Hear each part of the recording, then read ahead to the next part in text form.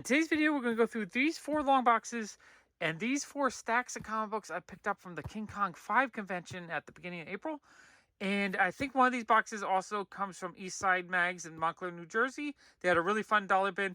I had a ton of fun picking up comics this day. Let's start going through all of these. It's going to be a ton of fun to go through them. All right, let's start with this bag of comic books. These, I believe I paid about $1,200 for. Lots of really amazing Golden Age books. All right, let's go through this bag. Okay, this stack might have been my favorite purchase from the con. It's probably my most expensive purchase as well. I paid, I believe $1,200 for everything, maybe $1,400. I forget the exact amount, but it was the first purchase I believe I made at the con, and it was an amazing purchase. We have a lot of Fiction House stuff. We have Wings number 60. What it was this vendor, they said that they hadn't sold in like maybe 4 to 6 years. I guess he had a job and he just recently lost his job, so he's selling comics again. So a lot of these are comics that he had for sale years ago that he had priced out, and he just hadn't repriced it. But he kind of looked up prices and he was still happy with how they were priced. So I was happy. I felt like I got a really good price on all of them, but also I like that he still had them. He still had a selection, because I feel like this kind of stuff today would sell 6 years ago, 4 years ago. He might stick around a little bit. So I just had the opportunity to get this stuff because he wasn't selling it for so long. Also, it might have been like a private collection, like he was keeping these and not thinking to sell these. So I'm not 100% sure exactly what it was, but I was just thankful that he had an amazing box of books to go through. So we have Wings number 71, 25 for that, 15 for that. Anytime I can buy decent mid-grade Fiction House books, like low mid-grade to mid-grade, so like that's maybe like a 3.5, this is maybe like a 4.0 for $25, to me that's amazing.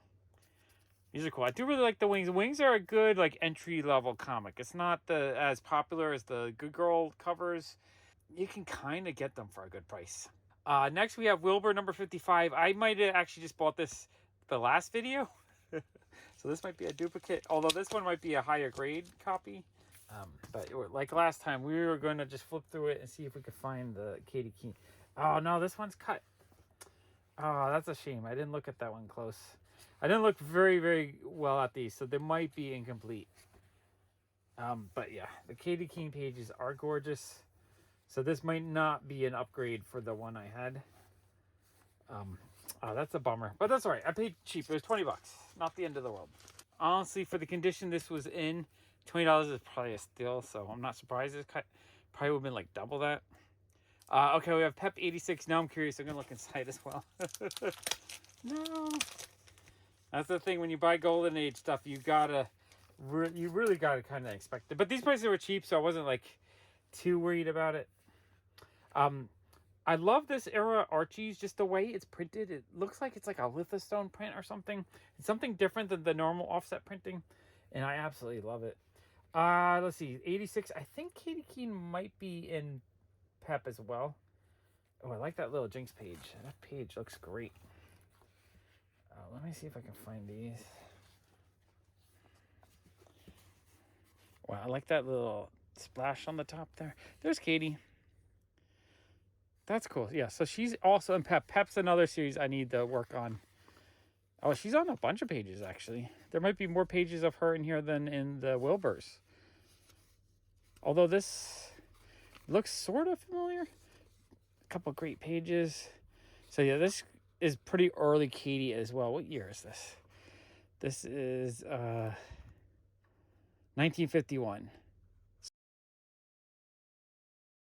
Katie Keene's first appearance is 1945, so this would have been like 6 years after she first appeared. So it still feels like a pretty early issue. Just a quick flip through. That issue feels solid. That's a really solid mid-grade copy. It's really nice shape. You know, probably like a... Could be as high as a 6.0, honestly. It's got a little bit of fox on top. That would bring it down. Other than that, though, it looks relatively nice.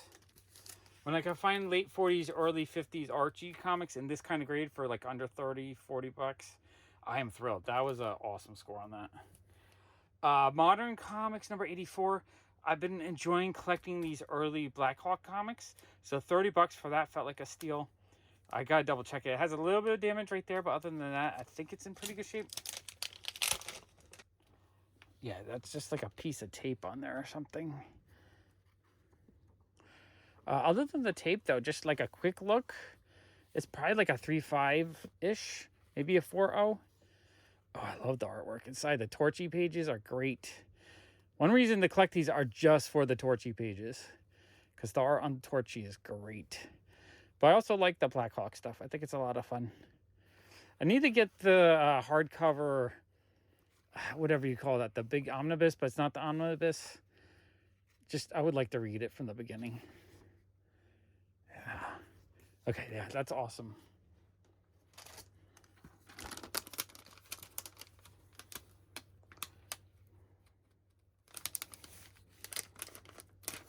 Yeah, $30 for that in that condition felt like a great price.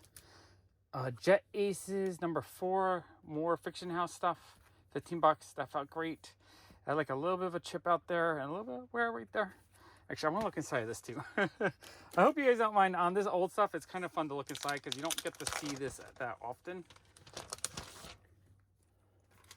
You know what? I'm gonna.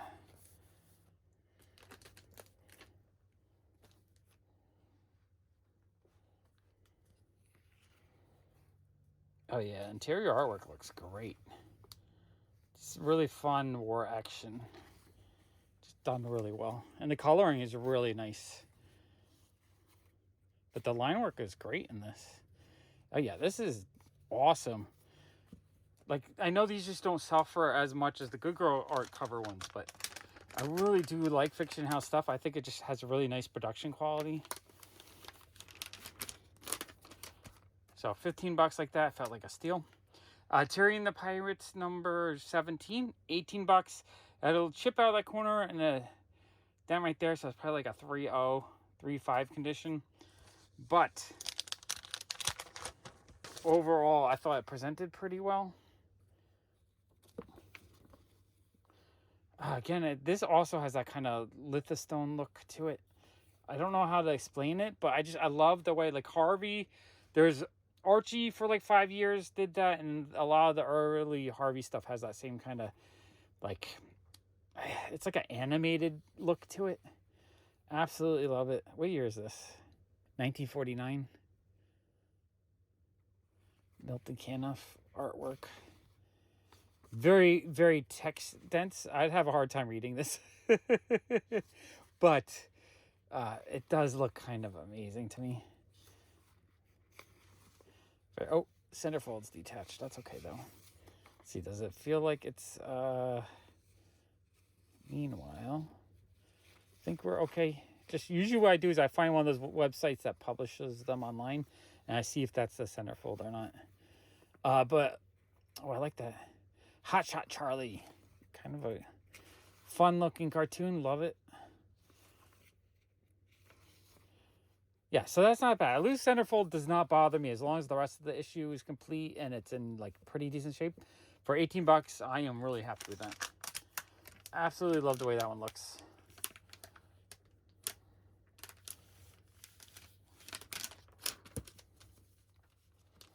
All right, Terry and the Pirates #12. This one was also 18. This one I think looked a little bit better. Again, I was filming and doing so much, I did not really take the time to look at all these at the con. You kind of should when you're buying Golden Age stuff, because there's many times I'll buy something that has like a detached centerfold or something's missing. But with the speed I'm going, if the price is right, I don't mind if a few things end up not being perfect. Oh, this artwork's gorgeous though. The text is small and dense. Being dyslexic, reading this would drive me crazy. Like, I don't even know if I could pay attention to it. It looks amazing, though. I love the artwork. This is the kind of comic I think I would love to have, like, blown up to a giant size version so I can read it more easily. The coloring and the artwork looks gorgeous, though. Yeah, this is beautiful. Winnie the Waitress on the beach. Looks cute. Little Good Girl art in the back. Oh, we have a little black cat right there. Yeah, this is great. I love the back cover too. Again, this has that like lithostone print look to it. I don't know exactly what it is. I know someone can tell me exactly why this stuff looks this way, but I love it. I just love the way it's printed.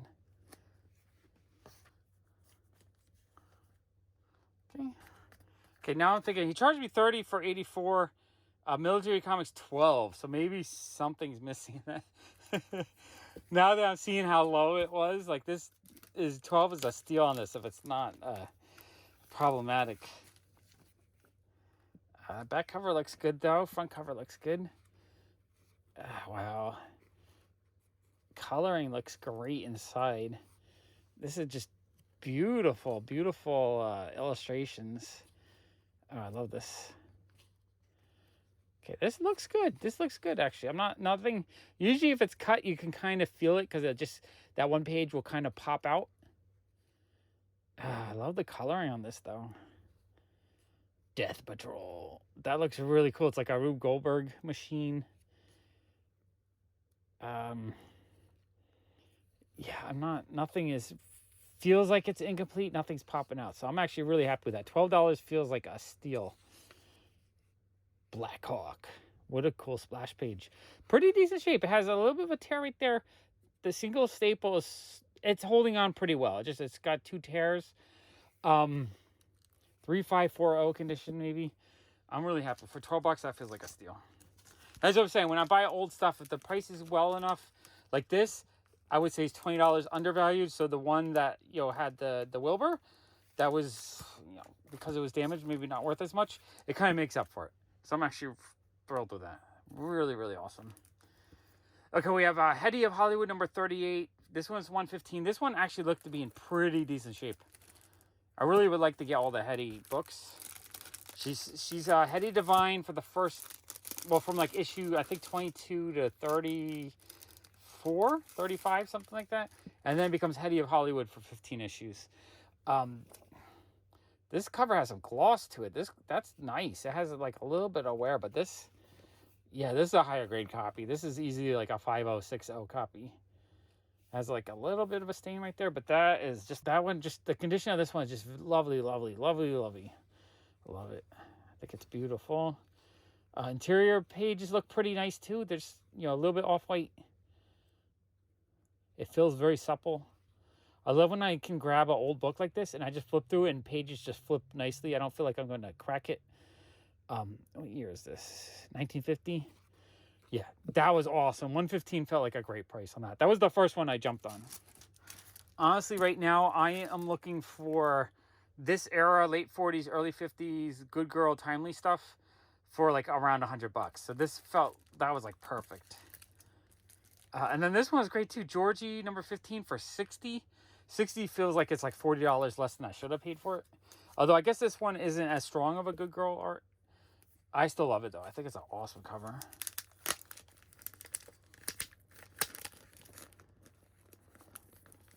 Oh, I'm gonna put, when it comes to old stuff like this, I do, if the tape is long, I'm gonna pull it off and put it on this side. Let's see. There's a My Comic Shop thing on here. It was, they called it a very good plus 4 or 5, which you know, that's great shape. If I can get 4 5s, 5 O's on this stuff, I will be thrilled. You know, it's got a little bit of a acid burn right there and a couple little stains right there and a little bit of wear. Honestly, this could be better than, I think My Comic Shop actually undergrades often. This one looks very lovely. Interior is really nice. Oh yeah, this is just a beautiful. So Frankie pages. Just a beautiful copy. Just like an off-white pages. It looks like Margie. Yeah, we got Margie. So what's fun is a lot of these good girl issues will have all the characters in it. No, I guess they're all Georgie. So yeah, that one looks beautiful to me. The interior is really nice. It's just like an off-white pages. Gorgeous issue. That's like 4.550 condition is exactly what I'm looking for that. But for $60 a steal. $100 I feel like is about more what the price should have been. So I'm really happy with that. Okay, so this next set, it was 4 comics. He wanted $1,000 and he wouldn't break up the set. I had to think about it for a few minutes, but then I decided there's one unique version of one of the Hetty Divine books. I thought, you know what? I need to pick these up. This is a really, really fun cover. Love the issue. Decent, like 3.5 condition, maybe a 4.0. I think this one I did look at. You know, it's got a bit of a spine roll. Some wear on the spine, but the pages look, the cover whiteness is pretty decent. It's not too tanned. It's actually a really lovely looking copy. The interior looks really nice too. The page quality feels nice. It doesn't feel brittle or anything. Yeah, that book's gorgeous. The staples are holding on, like they do have tears, but they're not detached. That's the only thing that'll bring it down. That's the only reason why I would say it's like a 3.5, but I think it could be as high as a 4.0. Beautiful copy. I think this issue could be worth up to $200 in that condition. Maybe even a little bit more, maybe a little bit less. I feel like these are the ones you just don't see very cheaply. Paid $2.50 a piece, so that might have been a little bit high if you average it out. And then heading number 29, this is the one low grade one. This is the one like I kind of didn't want to buy, so I was trying to break it up, but he didn't want to break them up.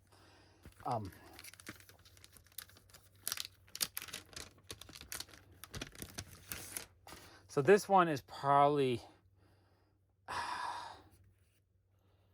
it has some bad water damage on the back. So it's just one of those things where I would say it's like a 1520, but the water damage might bring it down to like a 1510. The pages at least don't feel brittle, but like the illustration is cute though. I like them. No, it is a little brittle because I see little chips falling off. And the back few pages, it gets really, really, really tanned. So the back is like this. It's almost like it was left open or something. Like, is that dust? I don't know if that's dust. Yeah, that's almost like soot. That's going to need a good dry cleaning, I think. But very gentle dry cleaning. So I'm thinking that's like a 1.0 copy. Even it looks like it's complete though. I'd have to really count the pages to make sure 100%. Probably still $50 in this condition. Maybe 75. Because the cover is worn, but like it's still semi-presentable. I don't know. It's not as nice as that or that. Like that's gorgeous. That's pretty good. This one is like, I need to find another copy. But this one is pretty nice. We have Hetty Divine 22. So this is her first appearance. I think this one, the major damage I saw was that little tear right there. But I think other than that, if I remember correctly, it's pretty decent. Probably, it doesn't look soiled. The back does have a little bit of creasing right there. I think this could be a 4.0, maybe a 3.5. I have seen 4.0s, with a crease or two. I used to grade them a little bit harsher for like a 4.0, but I've seen so many graded 4.0s now that I think that and like the little bit of wear can fit into a 4.0. I'm not 100% sure, but lovely, lovely interior though. I love this. So this is a great key issue though, because this is her first appearance. And so at like a 4.0, gorgeous artwork inside.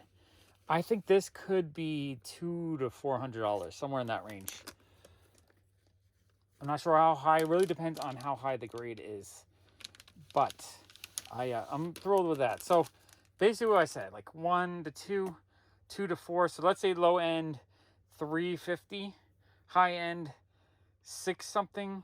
So $350. So that means the last issue number 4, I paid $1,000 for every of them. I paid like between $500 and $600 ish, maybe $400 if these kind of value a little bit higher. But it's a nice mid-grade copy. It only has a couple, like there's a little bit of a crease line right there. Overall, it looks really nice. But what I liked about it is the offset printing error, where the green was pushed over, the red was in place. So the red was printed correctly, but the yellow was pushed over. If you see, like our hair color is printed here. Her 2 blue eyes are printed there. That blue belongs to that, I guess, sandcastle or that guy. Maybe it's, see that far? Yeah, no, that belongs on top of him. So that's his hair right there. Just the whole thing looks really cool. I love the way that it's a printing error. I'm a big fan of errors. And just a lovely cover. Let's take a look.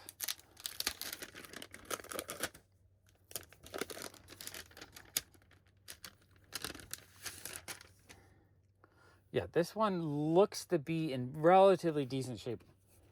Like I don't see, there's a little bit acid burn line, a little bit creasy on the spine. I think this could be a 5.0, 4.550, maybe higher.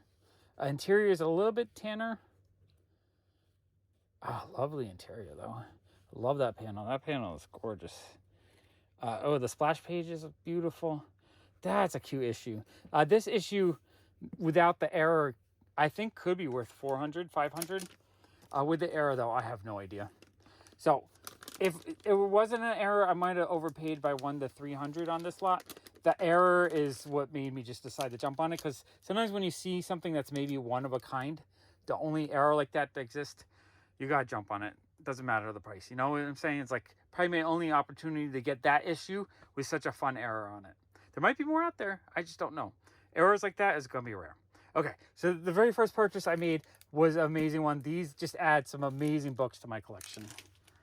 All right, I got one magazine here that I got from Joey Does Comics and a stack from Bronzeville Comics. All right, let's go through those comics. Okay, so the first 3 books I got from Jim at Bronzeville Comics. These were 3 for $100, or I think he had them at like $40 each, 3 for $100. So we have Widowmaker's #1. Really beautiful Lee and Hugh cover. This is the 1 in 50 variant. So I figured $33 was great. The issue alone is probably worth $33. Having it graded, you know, it costs you $30 just to get it graded. So I thought that was a great price. My guess is this is all stuff he probably like won or bought in mystery boxes or gotten whatnot. And just clearing out the things he didn't want. Crush and Lobo #1. Awesome Dan Hip foil cover. Not sure how well you can see it with the glare. I do love Dan Hip books. So I've been kind of buying more lately. Or when I can find them, I buy them. And then the third book, I think this one was 33. Yeah, I'm pretty sure this was another 33. So this was Pharaoh #1. So a Phoenix cover, but not Phoenix. It's like a cosplay Phoenix, I guess. But it's a metal cover, so it's super cool. And it's signed by Alex Garza and Jamie Tyndall. 9/8 double signed book, $33. Why not? It feels like a steal. So yeah, really happy with those. 3 for $100. And then I bought 4 of his 2 for $100 books. So I got CBCS 9.8 Punchline #1 signed by Nathan Zerdy. So that was $50. I figure a signed book for $50 from an artist I like is kind of cool, actually. $50 felt like a great price. We got Vampirella #13 signed by Dawn Mateague. Love Dawn Mateague. $50 felt like a great price. I think I have this issue signed by Dawn that I got at Comic-Con like a year or 2 ago. And I think that was like $20 or $30. So for $50 to actually get a verified signed one, that's actually really neat for me. So $50 felt like a steal on that. I'm shocked if he didn't sell more, or maybe there just wasn't slab buyers at the KingKon, but his prices were great on these. Morbius the Living Vampire #1. This one is signed by Ryan Brown, verified. These aren't just CBCS like verified, but they're actual witness signature, which I think makes it a little bit more valuable in my opinion. So yeah, Ryan Brown signature for $50 felt like a great price on that as well. And then finally for $50, I got a Marvel Zombies Resurrection #1, the Virgin variant, signed by Ryan Brown as well. $50 feels like that. This issue, I don't know if that's a rare. That might be a store exclusive. Actually, let's look. That might just be the regular cover. Yeah, it might just be the regular cover. Whereas this one's an actual store exclusive from the Illuminati and Comics Elite. So I feel like this one would have retailed at like 25. Then they get the signature and all that. So that was like a steal on that. So yeah, those slabs are really awesome. For $200, I got 4 signed slabs. Amazing. I believe I got this from Joey Does Comics. It's an anime magazine, I guess, from the early 80s. I paid him $5. They didn't know what it was worth. I didn't know what it's worth. The spine is damaged, right? Like it's crushed and it's torn right here. But it just looks so cool. I figure $5. I'm probably not going to be able to find it for cheaper unless I could find it again if I look on like Yahoo Japan. But for $5, I'm not going to find it. It costs more just to ship it out. The Queen Esmeralda stuff is cool. Really like her character design and just artwork with her in it. Yeah, those are really cool.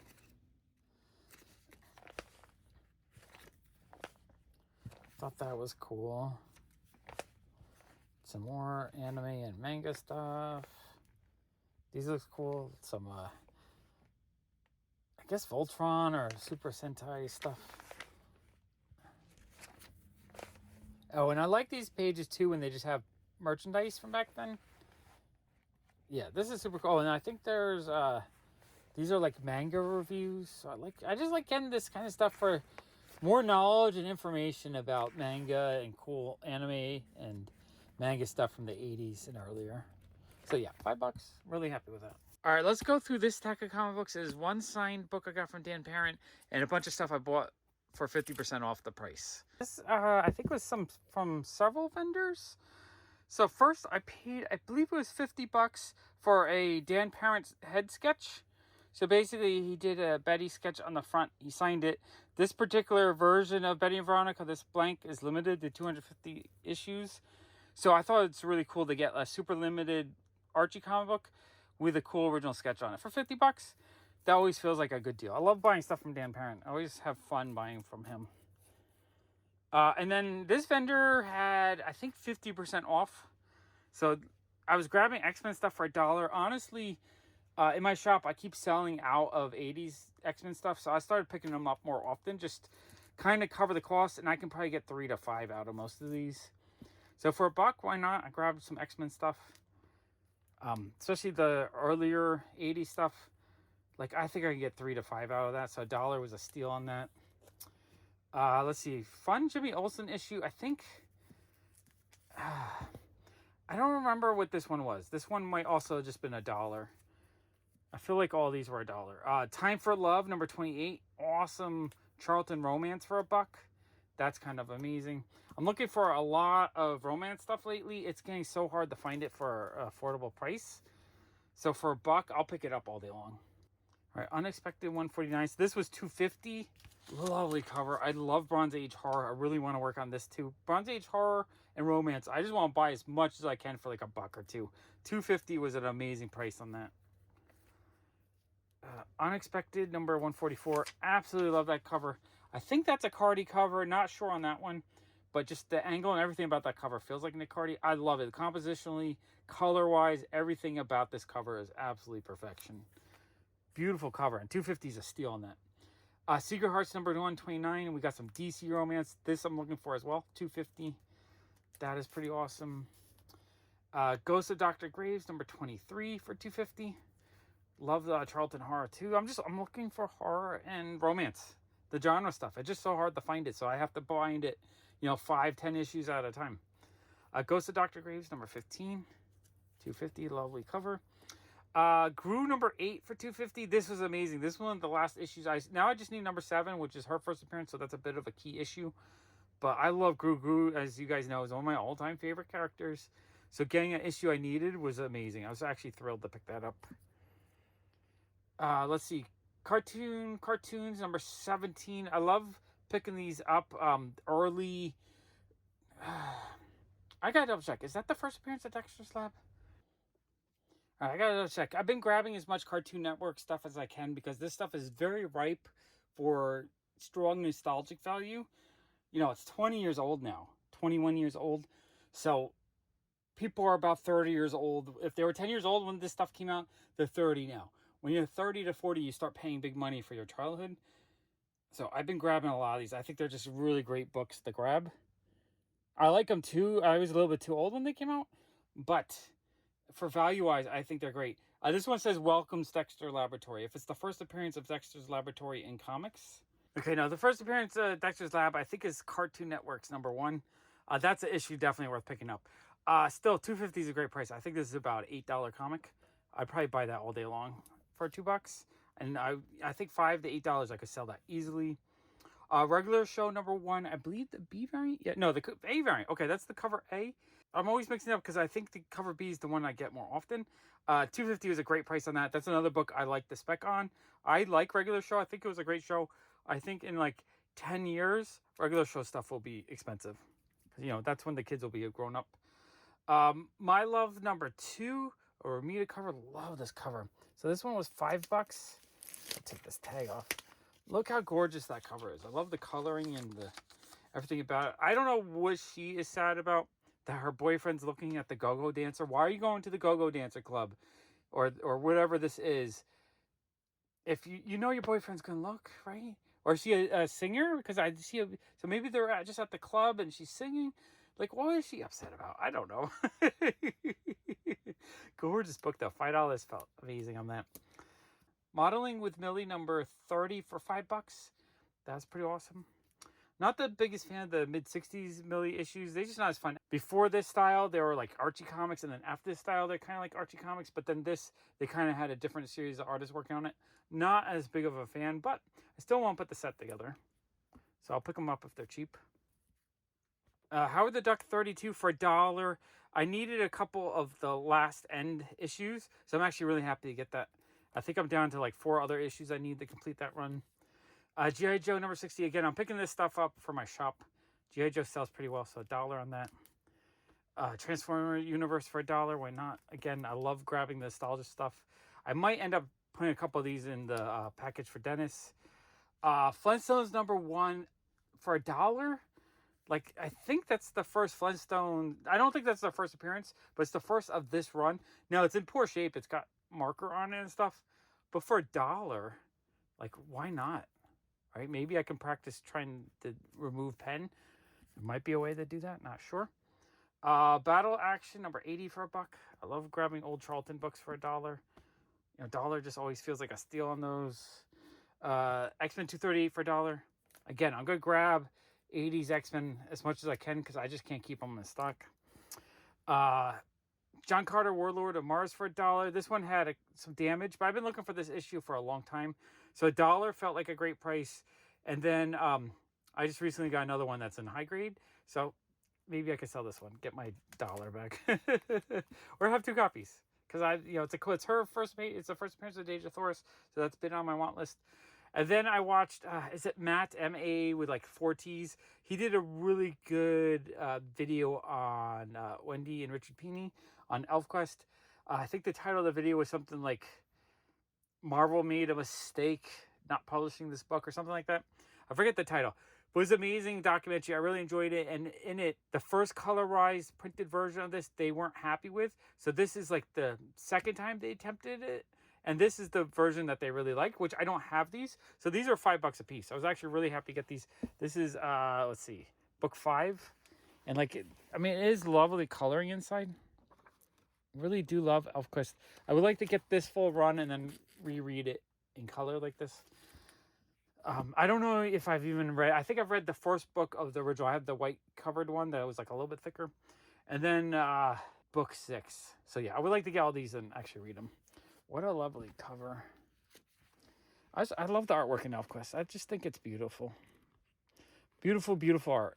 So yeah, I was thrilled to see when I saw those. I was like, sold. $5 each for sure.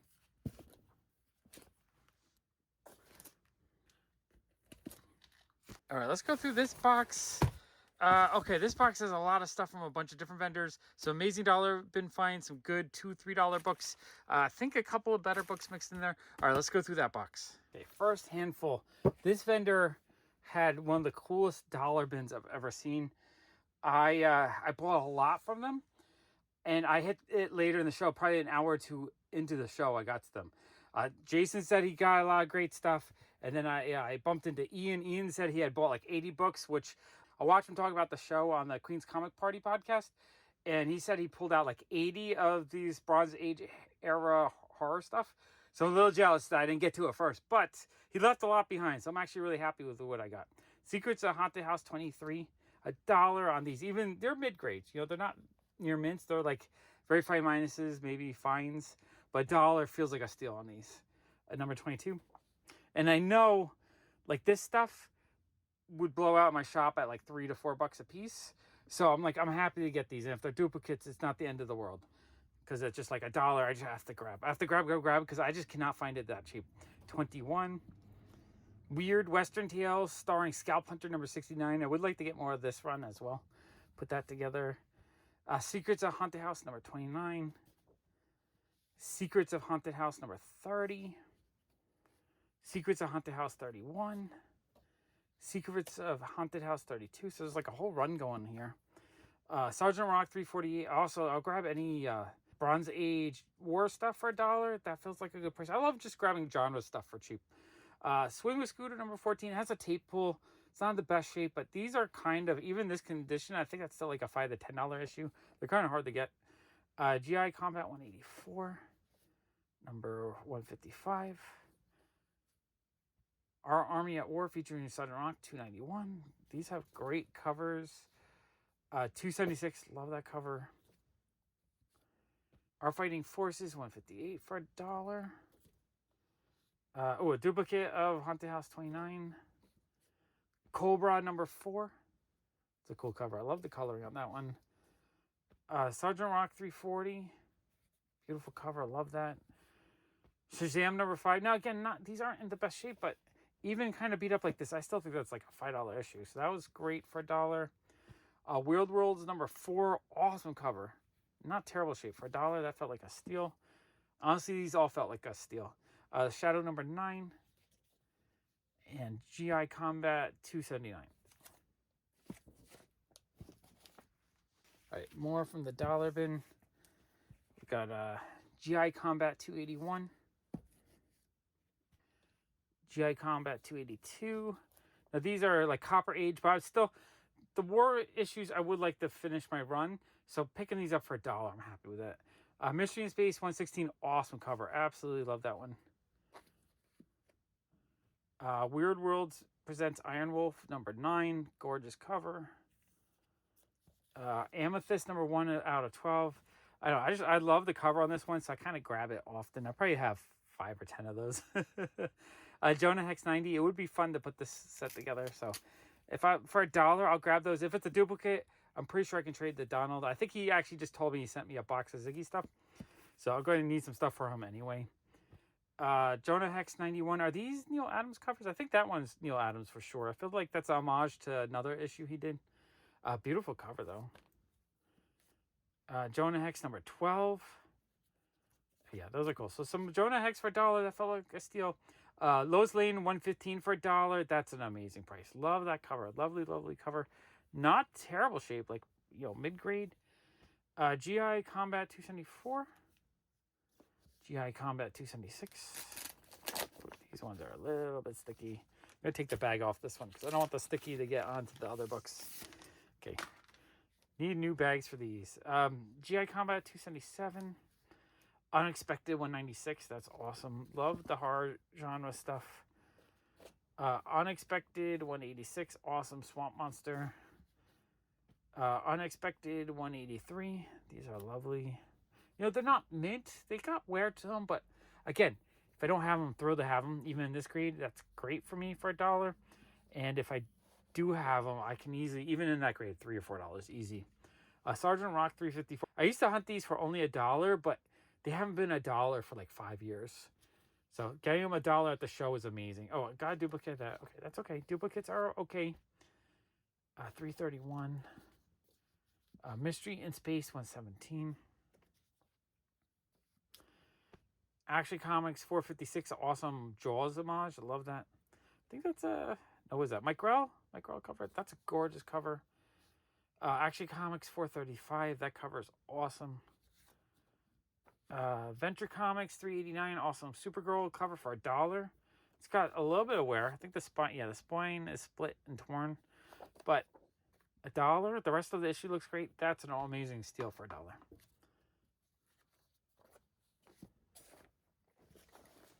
Okay, next handful. These ones feel dirty. They're going to need a new bag and board. We have Saga Swamp Thing 12. Really, really want to work on my Swamp Thing issues. So I've been picking up as many as I can find for $1. And if, I will grab newsstand and direct. I don't mind because I like to have a set of both. And it's Swamp Thing, so I don't mind duplicates either because I don't have any Swamp Thing in my shop right now. And I feel like I want to make a little section. So I'd probably get $3 out of that. 13. Number 4. I do need the bag and board all these. But I do love Swamp Thing. House of Mystery 277. Awesome cover. Love it. House of Mystery 284. I think that's a Coludo cover. 285. Really fun clown cover. 286. Fun mummy cover. $2.93. I think I actually needed a bunch of these late 70s, early 80s ones. I think they're maybe early 80s. But yeah, I'm happy to get those for $1. World's Finest 218, an awesome issue for $1. World's Finest 236, beautiful cover. Morehouse of Mystery. Again, like finding stuff like this for $1, I would buy this. I would buy thousands a week if I could. You know, if I could buy just horror stuff for $1 and I could buy 1,000 a week, I could have a shop full of just horror comics and I would make a lot of money. and you know, if I don't have them, I want them for my collection. I don't know what I need. I know I need a good amount. So I'm actually, anytime I can find horror for $1, I am thrilled. Mystery in Space number 111. That's an awesome cover. I love that. Mystery in Space 112. Another awesome cover. Mystery in Space 114. And all these Joe Kubert covers are a lot of fun. Ghost 86. I really like that cover. That's a great cover. Ghost 61. The Witching Hour 76. Love The Witching Hour. Ghost 82. I wish I could find stuff like this all the time because this is amazing. Ghost 84. I literally can go months without finding any good horror for cheap. So anytime I can find it, I am thrilled. House of Mystery 274. House of Mystery 269. Really fun cover. 266. 265. Ghost 96. Oh. That one wants to flop. Ghost 95. Ghost 94. Ghost 93. Ghost 87. Oh, okay, this is a bag of stuff that Jason grabbed me from a 50-cent bin. Like, this is amazing. So we have a whole stack of Alf. Alf for 50 cents. That's amazing. I need to see what I still need in my Alf run. I think I have most of them. I know I'm missing, you know, the Naughty Walrus one. But I don't know if, you know, there might be a couple more of the regular ones. So just 50 cents feels like a steal. Because every time I've put them in my shop too, I've gone $3 to $5 and they sold really well. So I'm always looking for cheap Alf. So 50 cents was amazing. Alf Annual number 3. I was such a huge Alf fan when it came out. Alf Spring Special. In fact, most of these, I remember just grabbing these on the newsstand. Alf 27. Alf 28. Alf 24. Alf 20. Alf number 8. Alf 14. I might end up sending a couple of these to Dennis as well. Alf 15. Oh, man, is that an issue? Oh, that's an issue shoved in an issue. Okay. I have been looking for that one issue, though, for years. I'm hoping I find it one day. Alf 19. For 50 cents would be amazing. But if I find it for like $10, I'd be happy. Alf 17. I mean, even $10 would be a steal. Alf 22. I remember really liking this issue when it came out. It's like an X-Men issue. Alf number 4. Alf 29 in 3D. Alf Holiday Special. And Alf 21. So yeah, that's awesome. Jason saw those and he was like, yeah, Sean's going to want those for 50 cents. So thank you, Jason. I appreciate it. I think this is more from that same vendor, the dollar bin. I grabbed a lot. Looks like there's another half a box worth. So we got Spellbound number 3. I wasn't too familiar with that, but I thought it was a fun looking cover. I hadn't seen it before, so I was just like, you know what, I'm going to grab that. Bill Sienkiewicz, New Mutants for $1. I'll grab these all day long, honestly, out of $1. I need to make a Sienkiewicz bin in my store where it's just his stuff, because I love his stuff so much. 29. Doctor Strange 55. I'll grab, you know, Doctor Strange stuff for $1 anytime I see it. $1 just felt like such a steal on that stuff. Daredevil 194. I've also been trying to grab better, older Daredevils for the shop. I have it already. And the reason why I've been doing that is I'm trying to pay for more of the comics I buy so I could do these hauls more often for you guys, because I would love it if I could do like 2 big hauls a week. Marvel Spotlight number 25. That's an amazing cover. I love that. Marvel Spotlight number 30. Warriors 3. That one's awesome. Indiana Jones #1, just a really fun nostalgic issue. I'll grab that all day long. Indiana Jones #6, again, the nostalgia stuff I'll grab all day long. #9, Further Adventures of Indiana Jones. #10, #11, #27, #5, #2. Another copy of #1. Such a great issue for $1. Oh, it's got a little bit sticky on there. Moon Knight #5 for $1. That's amazing. Indiana Jones 16. Another copy for $1. It's Indiana Jones #1. That's got to be a $5 issue, honestly. Nightcrawler #3. That's a cool issue. Millie the Model 174. Not in the best shape, but $1 is like a steal on that. That's awesome. 25th anniversary border issue for $1. That felt like a steal. Morrison Cabbage covers, New Mutants Annual #1 for $1. Felt like a steal as well. Absolutely love the cover of that. Okay, next handful. Okay, Spellbound #2. So I think I grabbed the whole series actually. Spellbound #1. No, I guess so I got the first 3 issues. I need the last 3. More nostalgia issues. We got Crystar 9, RoboCop 2, RoboCop 4, RoboCop 3, Red Sonja #9, Marvel Premiere 43, The Island of Dr. Moreau #1. That's an awesome cover. More copies of this. Honestly, Sienkiewicz New Mutants for $1. I'm going to grab every single one I see. $1 just felt like a steal on these. I guess I was a little bit greedy, but this is just too nice of a book to leave behind. And remember, I didn't hit this bin for like 2 hours or an hour. Like, this is a later in the show hit. So there's plenty of time for other people to grab them. Okay, next handful. We got Secrets of Haunted House #20. That one is awesome. Unexpected 196.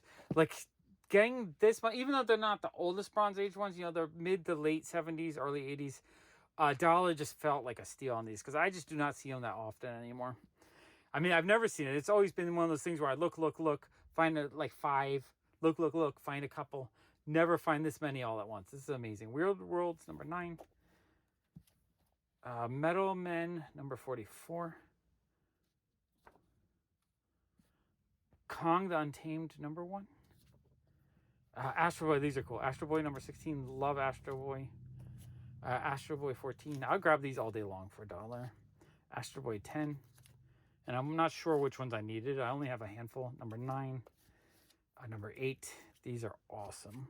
#4. Actually really happy with those. Howard the Duck 14. Awesome issue. Love the cover. Nightcrawler 2. Another awesome issue.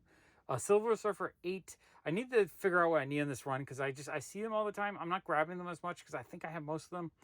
But I really need to go through my list and just figure out because I absolutely love the covers. They're just gorgeous. I think he does the interior too, right? I gotta double check that.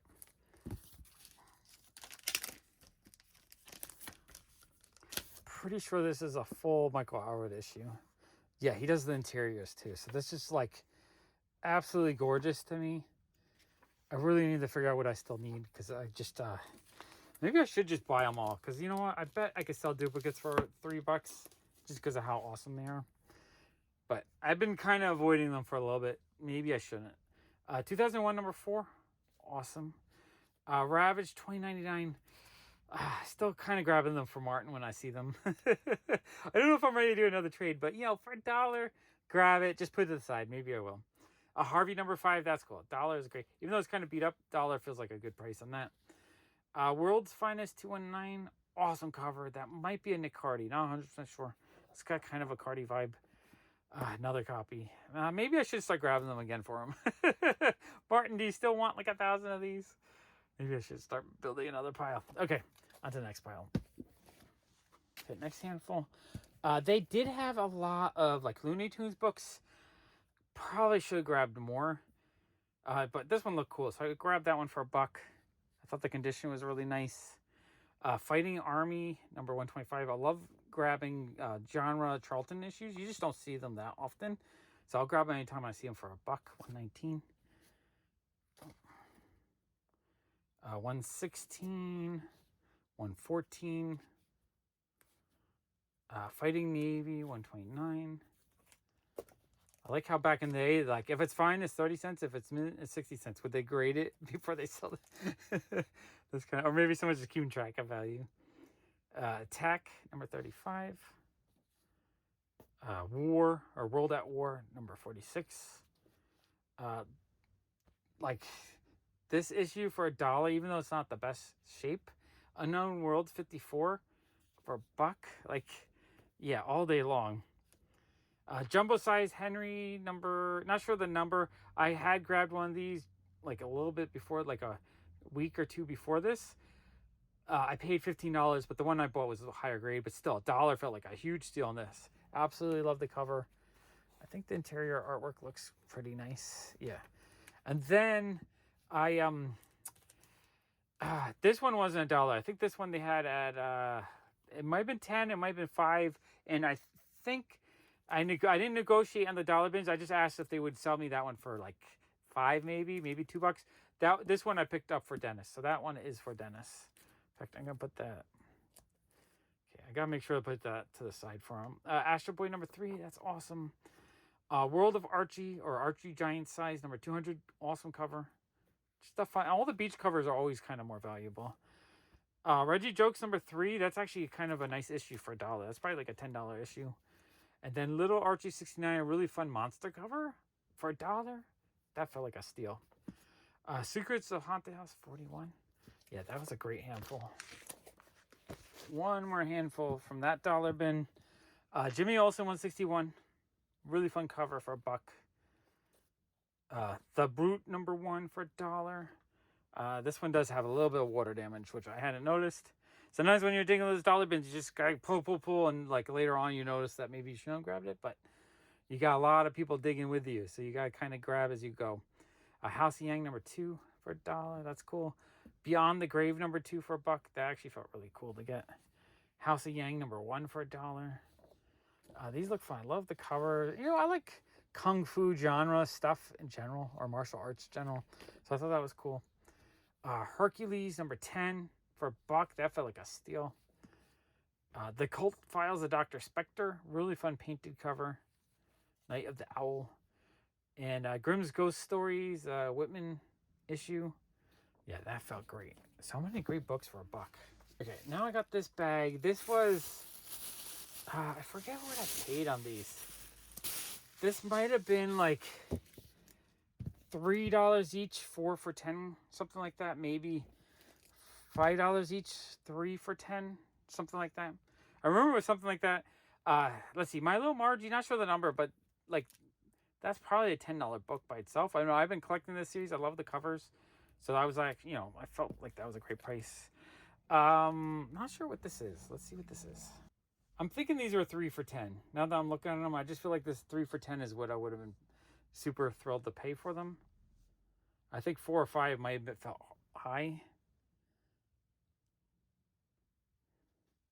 This is Monstrous number 15, the variant. It says it's only worth like $3 to $4, but I love Monstrous, so it's a gorgeous cover. So yeah, I think that might have been $3.33. Like these feel like a 3 for 10 kind of deal. Either 3 for 10 or 4 for 10. Betty and Veronica 122. Beautiful cover, love that. Archie 182. Do love kind of mid to high grade Silver Age Archies. I think they're awesome. Archie 160. And these are all in pretty good shape. Archie 104, nice 10-cent cover for the price. That's actually an awesome issue for that. Archie 191. Beautiful cover. Leave It to Binky number 65, a Bob Oxner cover. Love that. Awesome cover. Love his stuff. Anytime I get his stuff, I'm really happy. Laugh 206, another awesome cover. So yeah, I think they had a little bit of newer Archies. I was grabbing the 12-cent ones. Oh, and a really awesome Bob Hope issue. I forgot I got this. I love it. It's like a Monster Biker Gang cover. It's got a little bit of subscription crease and a little bit of damage, but like $3.33 is amazing on that. Oh, and a Del 4 color 586 Donald Duck cover. Or Scrooge McDuck, Donald Duck, Daisy Duck, Huey, Dewey, Louie, and I'm not sure which 2 ducks those are, but $3.33 or whatnot. Great on that. Okay, that was a really fun stack. This bag came from Elite Comic Sales, It's always nice to bump into them at the Jersey conventions. They're always so friendly. And they had some beautiful dollar books.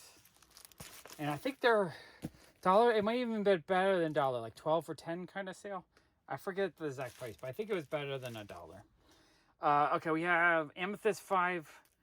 I probably have already. I love the covers on the series. I have a bad habit of buying them over and over again. In my mind, I'm like, am I missing one? Nah, I might as well just buy them all again.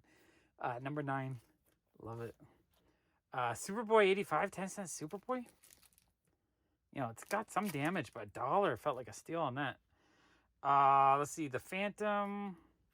Not sure the number, but high grade. Superboy 108. You know, the spine's kind of chewed up, but $1 on that. Why not? Amethyst number 2. Lovely cover. Amethyst number 10. Actually, that one I didn't recognize, so that one, maybe. Amethyst Princess of Gemworld 11. I couldn't remember if I had that one. Amethyst Annual number 1. I just love these. I think she's a really cute, fun character. Superboy 91. Not in the best shape, but 10-cent Superboy for $1. Yeah, why not? Swamp Thing number 91. Like I said, I've been trying to grab as much Swamp Thing as I can now. Dollar bins. Swamp Thing 162. Because I just figure it's time to really just go crazy. Fill up my collection. And if there are duplicates, I'm sure I could make like a $2 Swamp Thing section and it'll be fine. They would sell. Not really quick, but every once in a while someone will come and grab like 20 of them. Swamp Thing 68. Which is usually what happens. I'll put stuff out. It might take a few months, but then I'll have that one buyer that just comes in and buys a big stack. Swamp Thing 74. Freedom Fighters number 9. Fun Bronze Age DC stuff. Freedom Fighters 8. This one actually looks more beat up than I thought.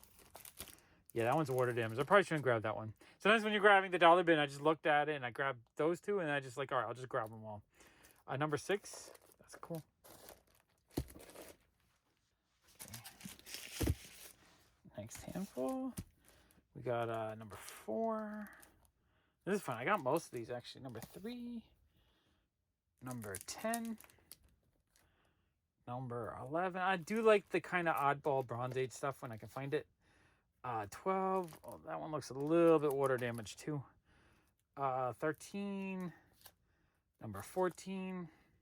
Maybe these all are a little bit water damaged. I should have looked closer. Grabbing too quick.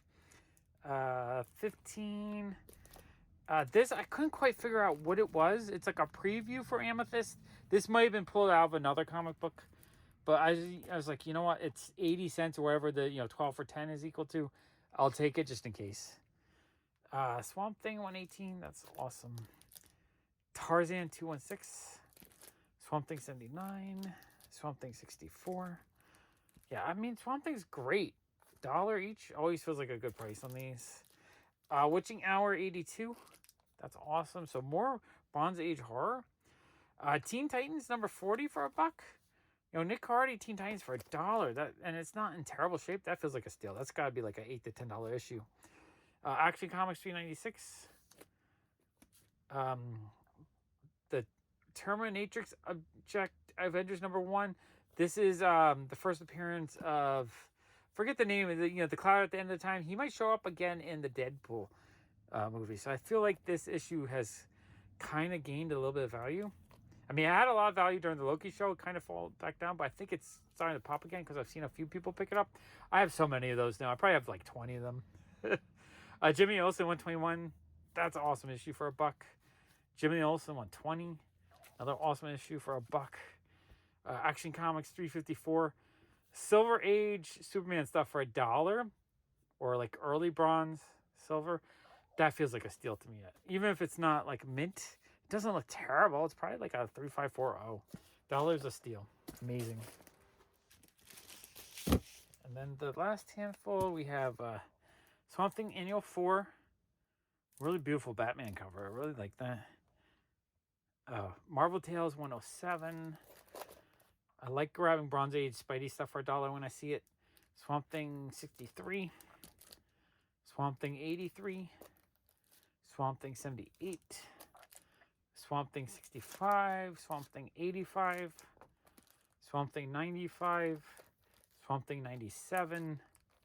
Lots of Swamp Thing. Swamp Thing 122. Cheryl Blossom number 34. Dan DiCarlo cover. That's fun. think that has a little bit of value. Superboy and the Legion of Superheroes, number 203. Beautiful cover. I love that issue. Swamp Thing 63, that might be a duplicate. And Swamp Thing 101. So yeah, lots of really fun stuff from them. Oh, and then this bag is stuff from Eastside Mags. Jason and I went to the Montclair comic shop after the convention. And I raided the dollar bin. So I think it was actually a whole long box after that. I forget what comic this was. This one wasn't $1. This was, I think, their exclusive, I want to say. We're going to take it out, actually. I saw it on the wall, and I thought it was just really, really fun. I love the way she looks. I love the coloring. I Heart Skull Crusher number 1. It's the unlockable variant. So this might have been one of those, like, ratio variants or one per store kind of variant. Terrier looks great, though. I think that was like $15. I decided I just had to have it. Oh, yeah. No, it was $15. Yeah, $15. Unlockable cover. I don't know what that means. Like if you buy 15 or 20, maybe. I love the cover though. I saw on the wall. I had to have it, so I bought that for 15. Then the rest of these, I think, were all $1.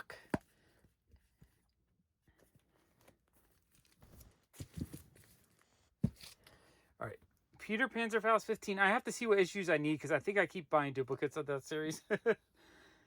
Peter Panzerfaust 25. Fun cover, I like that. Peter Panzerfaust 24. Once Our Land, number 2. Awesome looking cover. The Orphan King, number 1. Lee and Hook cover, that's awesome. Love Lee and Hook stuff. Orphan Black, number 2. Again, I like grabbing the nostalgia stuff when I see it. Origins, number 3 of 6. Beautiful, like, I guess he's bleeding out into the ocean.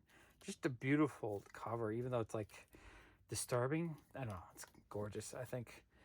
Once Upon a Time at the End of the World, number 2. Oblivion, number 1. That looks cool. The Grimoire, number 3.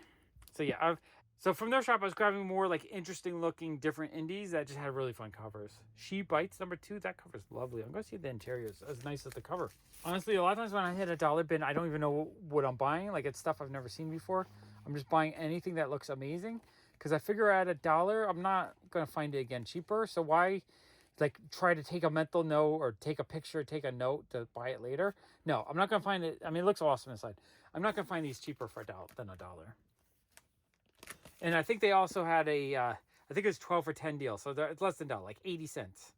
So I'll just grab whatever I think looks amazing. Skyward, number 2. That looks cool. Scout's Honor, number 3. She Bites, number 3. I guess I got a few of these. I guess I want to put that set together now. Scout's Honor, number 4. So a couple of those. Oh, this was super fun. So I was watching Mercari literally like 2 or 3 days before the con. And he was doing a live stream where they were talking about this Darwin Cook being low print and super valuable. I think like $80, $90 in a near mint copy. Now this one has some wear. So it's probably only like a fine minus even because of a little bit of damage. But $1, I think it's still a $20, $30 issue. I was thrilled to get this. I actually really wanted it. I saw him talk about it. And I was like, I'm never going to find that. I didn't think I would own it unless I wanted to spend like $100. So finding the dollar bin, I was thrilled. Unnatural, number 9. Love Mercandalfo stuff a ton, so that's amazing. Spy Island, number 4. That looked interesting. Rover Red Charlie. Looked fun. Quad? Is that what it is? Quad? That just looks awesome. It's like an awesome robot mech cover. Another issue of Rover Red Charlie, number 4. And number 3. So it looks like I grabbed a lot of this run. Number 6. Number 2. Not sure if I got number 1 or not. Red Light, number 2. That looks awesome. Is she like a robot or something, maybe? Not 100% sure, but I just thought the cover looked gorgeous. Red Light, number 2. Yeah, she might be like a love bot, maybe. Not 100% sure, but I thought that looked cool.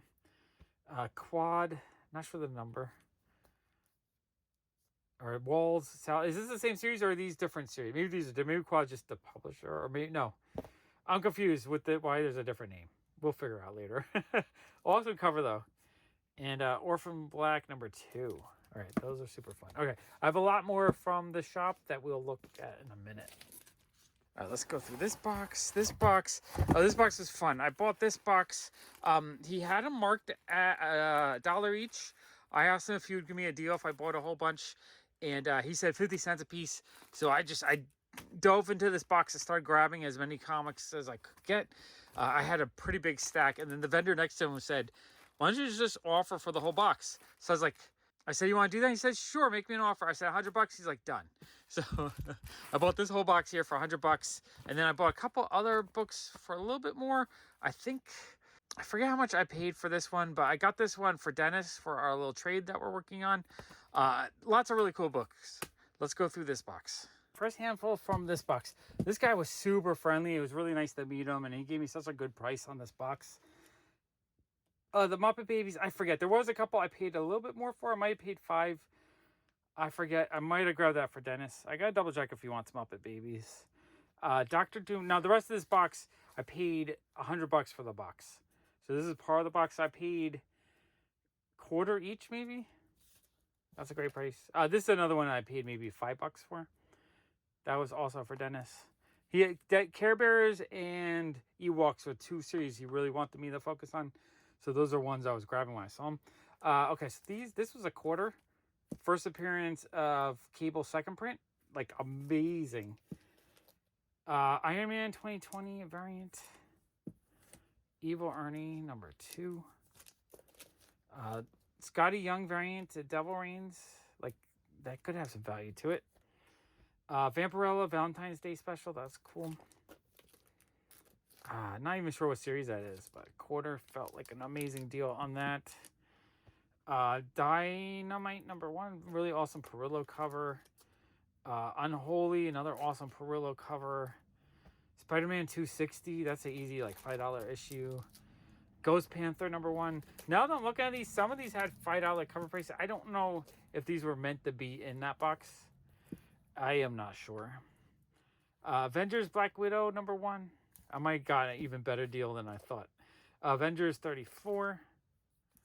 Avengers No Road Home number 1. $20.99 Unlimited number 1. Okay, this box was amazing. Here, next handful.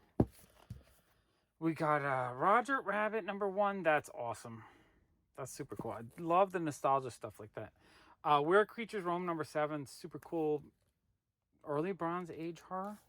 Ewoks 5. Ewoks might have been another one that I paid him a little bit more for.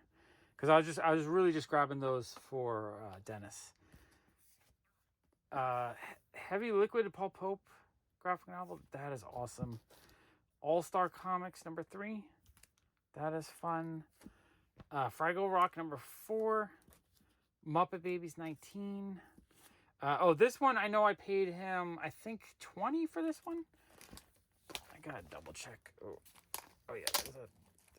He's got 2 in here. So this is the $20 for the Inhyuk Lee, and then he threw in this second one to go with it. It's just I'm not sure which. Oh, it's the Mercandelva cover. Yeah, so he gave me the pair for $20. That's actually really awesome. Love those. More Care Bears. These are all going to Dennis. The Care Bears, at least. Count Duckula. Vampirella. That's an awesome cover. Sectars number 4. Storm number 1. Fun 90s foily cover. Okay, next handful. Back to the quarter pile. So some Spidey. Amazing Spider-Girl 14. I don't even know if I remember going through the whole box. I might have stopped once we agreed on one price. What If 4? That's a cool issue. Not in the best grade, but for a quarter, great price. More Spider-Girl. Proctor Valley Road number 4. X-Men and Micronauts number 2. This 80s X-Men stuff always does well for me. Spider-Man 7. Regarding the Matter of Oswald's Body number 1. Punchline number 1. Love that cover. Predator versus Magnus Robot Fighter number 1. Rey Mysterio number 1. That one might have a little bit of value. I feel like wrestling stuff is always kind of in demand. Walter Simonson Thor stuff is always great. Thor 380, love that. Warlock number 4. Final Faction First Impact. I think this was like a dollar store comic. Like specifically made for like Dollar Tree or something like that. 80s Batman is always good too. Batman Year 3, number 436. That's actually probably like a $5-6 issue. Peter Parker issues. Oh yeah, the Bronze Age ones are good too. That's like a $4 bill right there. Silver Surfer 63. Apparently he spec'd on this pretty hard as a kid. He had a whole bunch of these second prints. So X Factor 60. I'm betting all of these have a little bit of value. 270, which is cool. I think they're kind of neat. Newman's 95. I do like all these second prints have this kind of like brown golden background. I like that. I think that's a great way to do a second print. So yeah, a bunch of those, a bunch of these. So those will be easy for me to pull out because I don't even, I can pull out one nicest looking copy and then the rest I can sell easily. I don't even have to compare it to if I have it or not. Fantastic Four 34 variant edition. Arthur Adams Fantastic Four, that's awesome. I love the cover. Beautiful cover. Nova number 9, Bronze Age stuff for quarters, amazing. Spider-Man 327. Amazing Spider-Man's for a quarter, that's a steal. Thunderbolts number 2. Batman 442 for a quarter, that's awesome. For Your Eyes Only, James Bond quarter, that's amazing. Gunslinger number 2 for a quarter, that's amazing. That's actually a really nice issue for a quarter. Like if I bought it for $1, I would have been thrilled. Marvel Tales 102, Silver Surfer 53, What If 51. Okay, next handful. Silver Surfer 60, X-Men Micronauts number 1, New Moons 34. I always loved this cover as a kid. Spider-Man 3, Teen Titans 7. More Amazing Spider-Man. Like, again, it feels like a steal again. Amazing Spider-Man for a quarter. Really fun David Finch, Charlie's Angels cover. Love that. That's an amazing cover. Animax Noir, number 3. That looks cool. Walt Disney's Mickey and Donald. That's fun. Couple issues of that series. Arthur Adams Thundercats. That's amazing. For $1. Not even $1. A quarter. Spider-Man 8. That's amazing. Maybe not a quarter. What was it? It was... No, 250. No, 40 cents each. I'm saying a quarter. 40 cents each. A little bit more than a quarter, but still a steal. Proctor Valley Road number 5. Death of Wolverine 1, the variant. Hell Cop. A fun Jay Lee. Red Sonja number 22. Love that. Devil Dinosaur number 1. That looks cool. I actually hadn't seen that before. So the 97 series. Marvel Comics Presents 25. 24, 27. Okay, next handful. Some more Marvel Comics Presents, number 30.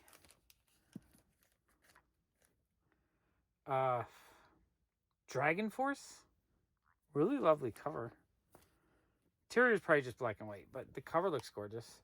Dragon Force number 3. I like that cover too. Lovely cover. What the number 1? That's actually cool. That's probably like a $5 book. Punisher 54. Teen Titans Academy number 8. That's a cute cover. X-Men Grand Design number 2. That's a steal for 40 cents. Smiley the Psychotic Button. Harley Quinn number 1. I think that's a Sienkiewicz cover, so that's pretty cool. Zen Intergalactic Ninja number 1. Not the first appearance issue, but still a fun issue. Nova number 8. Ravage 2099. Martin, I'm going to have a pile for you. The Electric Black number 0. Unnatural number 6. I don't have that one, so happy to get that. Calamity Kate. I kind of wanted to collect this series because they look nice. After School number 3. Love that cover. That cover is lovely. Just the coloring, the story it's telling. Love it. Jupiter Legacy number 3. Mantle number 1. Okay, next handful. We got Power Man Iron Fist 62. Pretty sure I have a near complete set of that now. Superman 326. Spider-Man number 10.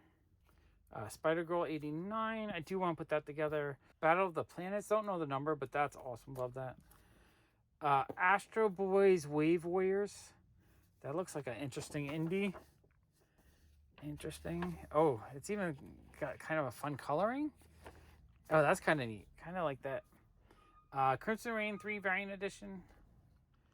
Fighting Army number 91, fun Charlton issue. Ghostly Haunts 40, another fun Charlton issue. Oh, I love these. These are great. 40 cents, amazing. Number 6. Number 3, those are really amazing. The Marvel Holiday Special number 1. Yeah, Arthur Adams artwork, that's awesome. Ultraman number 1, Arthur Adams artwork, that's amazing too. Really happy to get that. Fantastic Four 258. Time Bandits number 1. Darkman number 2. Incredible Hulk 364. Walter Simonson cover is gorgeous. More of these. Another X-Men 270. So a few more of those. The Hulk versus Quasimodo number 1. Beavis and Butthead number 16. That looks like a newsstand maybe. Beavis and Butthead's always fun. Love Beavis and Butthead.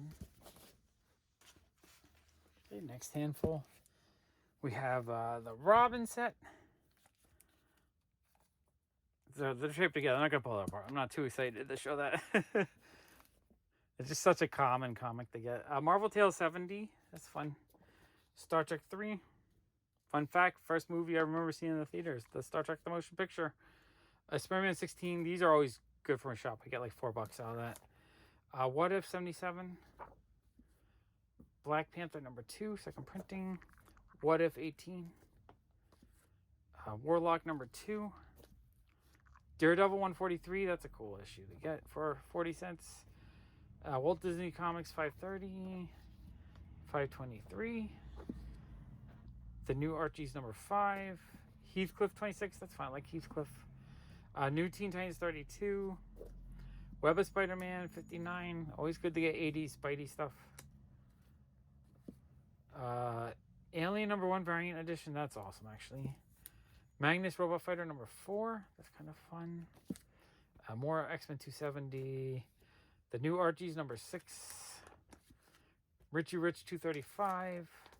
Power Man Iron Fist number 96. Moon Knight Black, White, and Blood number 1. Okay, next handful. Hellshock number 1. That one is pretty common. I get that semi-often. XL Manowar 25, more common stuff. That's the kind of stuff I like to avoid. Again, though, I bought the whole box because it was a great price for everything. Squadron Sinister number 1. Wolverine patch number 4. Patch number 3. X-Lies Wolverine 3. Mutants 99. X-Men number 2. The Flash number 1, JSA number 3, JSA number 2. If you guys see any of these are key issues I'm not noticing, just let me know because I might not remember it or know it. Detective 670, Ghost Rider 18. That's a cool issue. Ghost Rider 9. Yeah, that cover is gorgeous. Fantastic Four 358, Punisher 57, Punisher Armory 2. Deathlock 1. I remember buying like 5 of these as a kid. I speculated on that. Regarding the Matter of Oswald's Body number 1. Is that the same issue or is that a different issue than the other one? I forgot already. Okay, next handful. We got Ultraverse. Not too excited about Ultraverse stuff. Or 90s Image. Troll number 1. Cat Shit 1. Just love the name. I picked that up for 50 cents like a month and a half ago, 2 months ago. Dreadstar, don't know the number. Oh, a couple copies of that. Frex, number 5. Or Freex, I don't know how to say it. Savage Dragon, number 3. Oh, everyone's favorite, Turok, number 1. Shadowhawks, number 4. Savage Dragon, number 3. Bunny Mask Tales, the Free Comic Book Day comic. Earth 1 Free Comic Book Day comic. Another Trolls 1 duplicates. More Dreadstar duplicates. Justice League America 70. XL Manowar number 6. Okay, next handful. We got Superman 77. Johnson Strawman Tribe. The Pokemon Free Comic Book Day comic. Captain Underpants Free Comic Book Day comic. Joanna. Alright, not so excited for Free Comic Book Day comics. pretty much for free though. It's like, you know, some stuff I paid for, and then some, like the stuff I wanted, I paid $1 each, and everything else is free basically. That's how it kind of turns out. These you can get like a couple bucks, especially the key issue reprints. Like this one, maybe $5, just because it's a reprint of issue 1. You know, first Doc Ock appearance. They're kind of floppy, so I gotta get these into bags and boards. There's a whole bunch of those. 3, 4.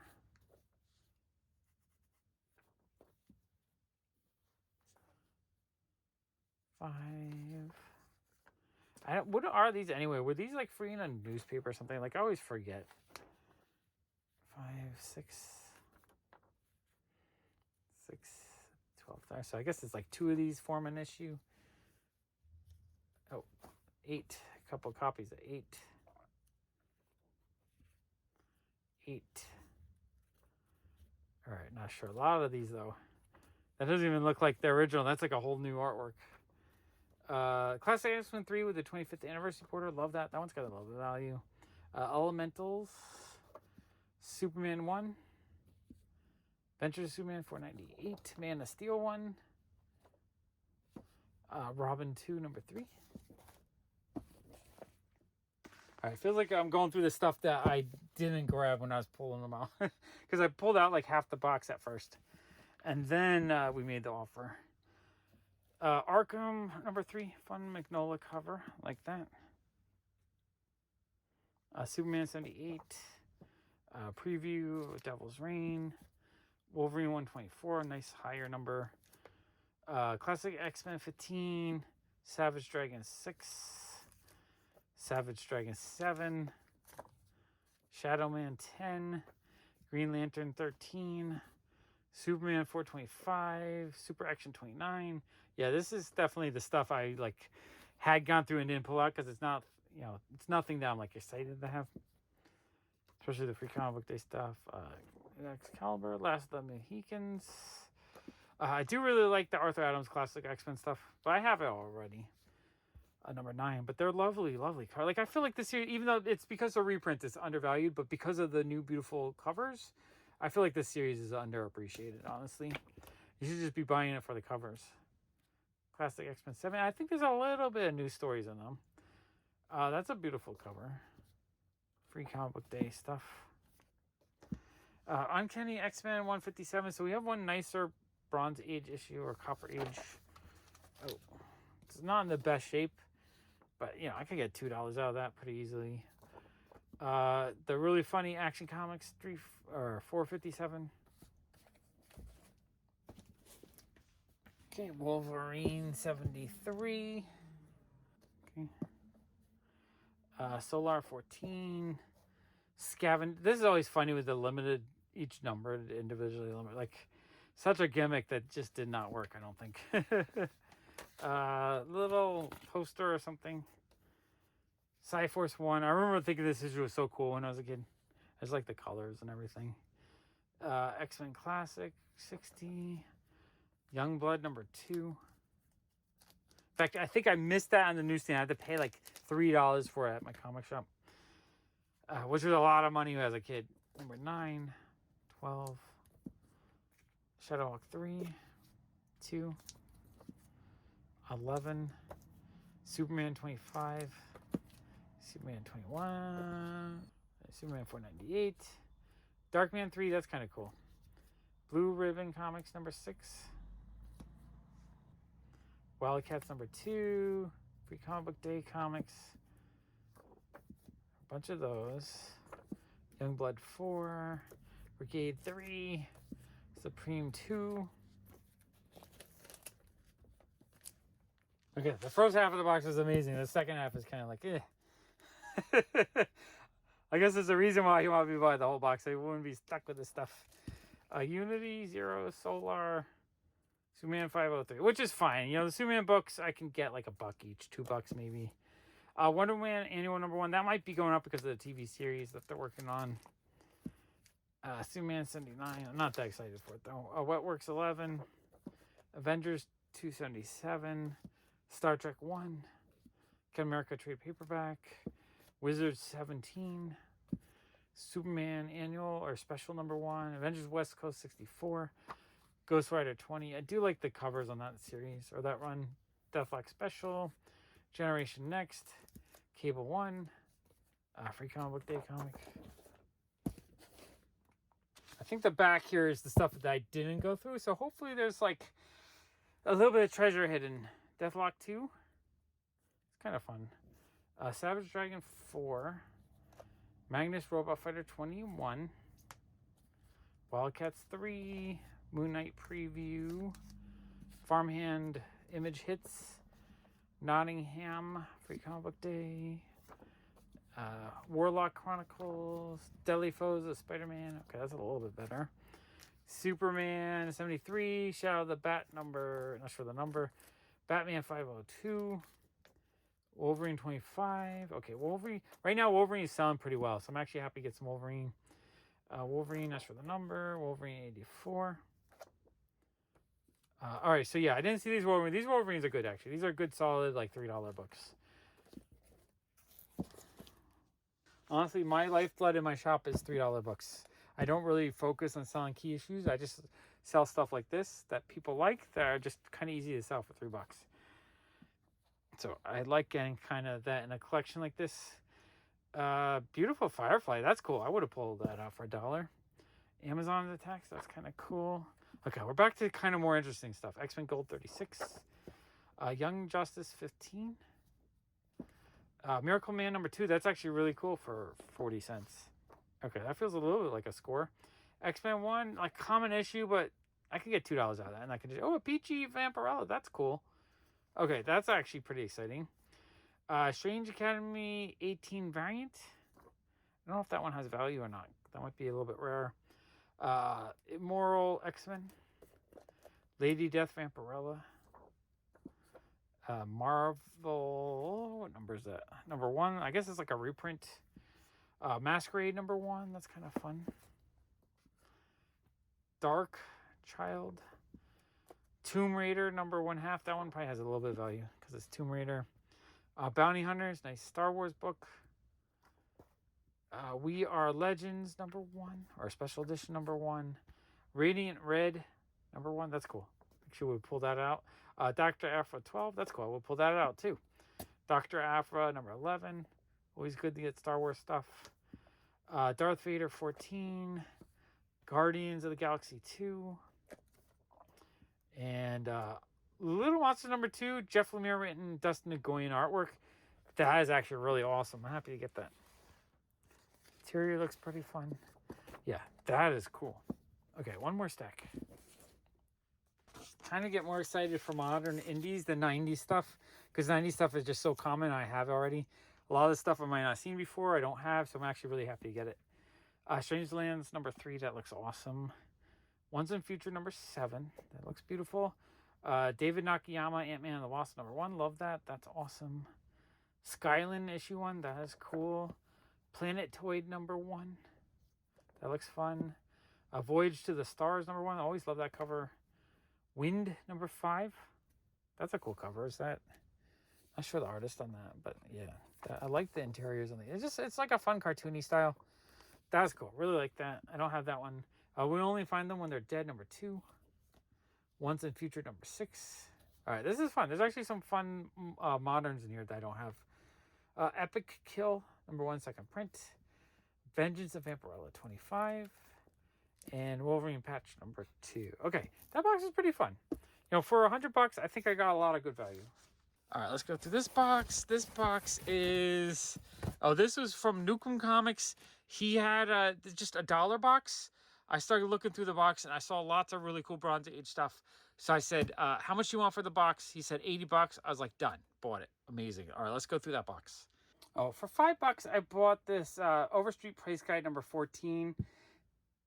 Not like a super collectible item. I mean, I do love kind of collecting them just because it's fun for the information and stuff. But I basically just got it because it was a Katie King cover that I did not have. You know, Bill Woggins artwork. $5. Yeah, why not? Thought that was pretty cool. Okay, so this box from Nukem Comics, you know, Jason had been the only person that had gone through it. He had it on the floor, so I don't even think people noticed it. And so Jason's like, oh, it's a really good dollar bin. You should look at it. So I looked through it. I noticed immediately just the patina on top. It was a nice golden, like, look like 80s issues. So, and I started looking, and I saw, not necessarily these Conan the King issues, but I saw a lot of, like, Iron Man, some X-Men, just things that I know sell really well in my shop. So I was like, how much do you want for the box? He said $80, and I said, deal. I didn't have to think about it. $80 for, it wasn't a full box. It's probably like well, they didn't have bags and boards, so it's probably about 250 bucks. So 30 cents each. I can get like something like this, $3 to $4 each, I think. Dazzler 39. So it was a no-brainer for me to grab it, pull out the stuff I need for my collection, and then just have a whole bunch for my shop. And I've been trying to keep that mentality, is that I should buy deals like this for my shop, just to stock more, sell more, and make it so I can afford to do more videos. Because honestly, I just wanted to do, I would love to be able to do 2-hour mega haul videos a week, honestly. Hulk 312.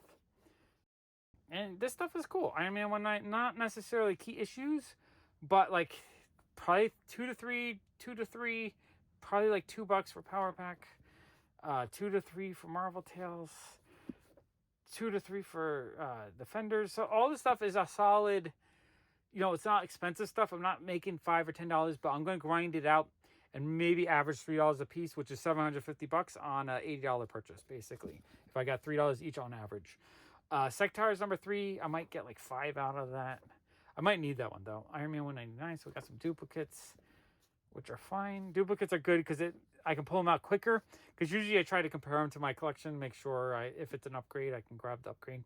ROM's been selling good for me. I've been selling a lot of ROM for like $3 each. Or Power Pack. I do like Power Pack a lot. So, cheap ROMs I'll grab because I sell... My shop's a pop culture shop, so it's like I'll sell a ROM a lot easier than a Squadron Supreme because I'm selling toy-related stuff and nostalgia-related stuff more than just like random superhero stuff. But yeah, those are cool. What is this? This is Sucker Boy. Oh, this looks really interesting. Oh, I don't like this. It's Revolution. I don't like revolutionary comics in general, but this looks interesting. I gotta look it up, see if it says there's any value. I like weird indie stuff like this. Stick Boy number 4. There's no value listed on Hip Comics, so it might be worthless or it might be like a rare, expensive thing. I think that's kind of fun though. Okay, next handful. This is from the back of the box. Also, there was a handful of maybe like 50 or so of these Disney books, which, for me, these are a solid like $2 or $3 for sale. I might need a bunch for my collection. I think a few of these I might send to Dennis. He said he was looking for Disney stuff and he didn't mind condition. I don't want some trash stuff like this with the stains. Probably won't send that down. But if it's like this, maybe. I gotta double check if I need them though. Lots of fun Disney stuff. I do like the Disney. It's kind of hard to collect because a lot of the stuff kind of blends together to me. Especially like the Gold Key and Whitman ones don't have numbers on the cover. So I was just like, I'm never quite sure which ones I need. I do, when it comes to this kind of stuff though, I'm always looking for the Whitmans because there's at one point where they're only Whitmans and those actually get kind of expensive. Especially the very first issue that was only a Whitman. Actually, let me see if I have it printed out. Yeah, I have this printout next to my desk that I look at every once in a while. These are the issues that are the very first issue when they switch over to just the Whitman packs. So all of these were only Whitman and very low print run. So a lot of these are $20 to like $200 a piece. So pause it, take a picture of that, print that out. Those are the issues you're looking for that have value. And then, but then the issues after these numbers still have a bit of value because they're still pretty low print, but they started printing a little bit more after the first packs. But yeah, I doubt those are in here, but you gotta keep your eye out for them. I do like these Gladstone ones too. I think they look cool. I think these might be reprints of older stuff. Maybe. I'm not 100% sure if they're reprints or not. Super Beagle Boys. Uncle Scrooge Adventures. Okay, I mean, these are super fun. The price I paid, happy to get those. Okay, back to the front of the box. Got some beautiful 80s New Mutants. This is my childhood right there. When I see these, I just get so nostalgic. Micronauts. Again, the cartoony, toy-related stuff is really good for my shop. I need to do I think I'm low on Micronauts. I got to do a big sort. Defenders. I love the Defenders. Not the bestseller, but I do love the Defenders. Avengers Annual. Moon Knight 4. Superheroes book. These, I think, are worth like $8 to $10. Fantastic Four Annual 19. Oops. Power Pack 16. That's like a fun-looking painted cover. OMAX 7. I'm not sure if I have this issue of OMAX, so I'm actually really happy to see that in there. Spider-Man Annual 15. Not in the best shape, but I can probably get $2 out of that. Easy. Amazing Spider-Man 225. Mid-grade copy. Probably like $5 out of that. Amazing Spider-Man stuff is like gold, basically. Master Kung Fu 100. All-Star Squadron number 1. America 262. Do love this early Copper, late Bronze Age stuff. It's very, very sellable. Avengers 205. $2-3 each. They sell like, free cakes, basically. Okay. Oh, Marvel 2-in-1. Love this series. One of my all-time favorites. Let's see, number 42. That looks like the multi-pack version. Marvel Team Up 94. Good old, copper, bronze, Spidey stuff. Justice League America 197. Iron Man 157. Daredevil 189. Love that cover. Solid $5 to $10 book. Really nice high grade. Power Man Iron Fist 65. Avengers 235. Dick Tracy number 4. That's kind of fun. Number 8. Marvel's Greatest number 70. Captain America 368. It's maybe a little bit weaker issue. 366. Master Kung Fu 114. Vision and Scarlet Witch number 4. That's cool. That's got a little bit more value. Avengers 210. Justice League 196. I saw this when I was flipping through. So a key issue.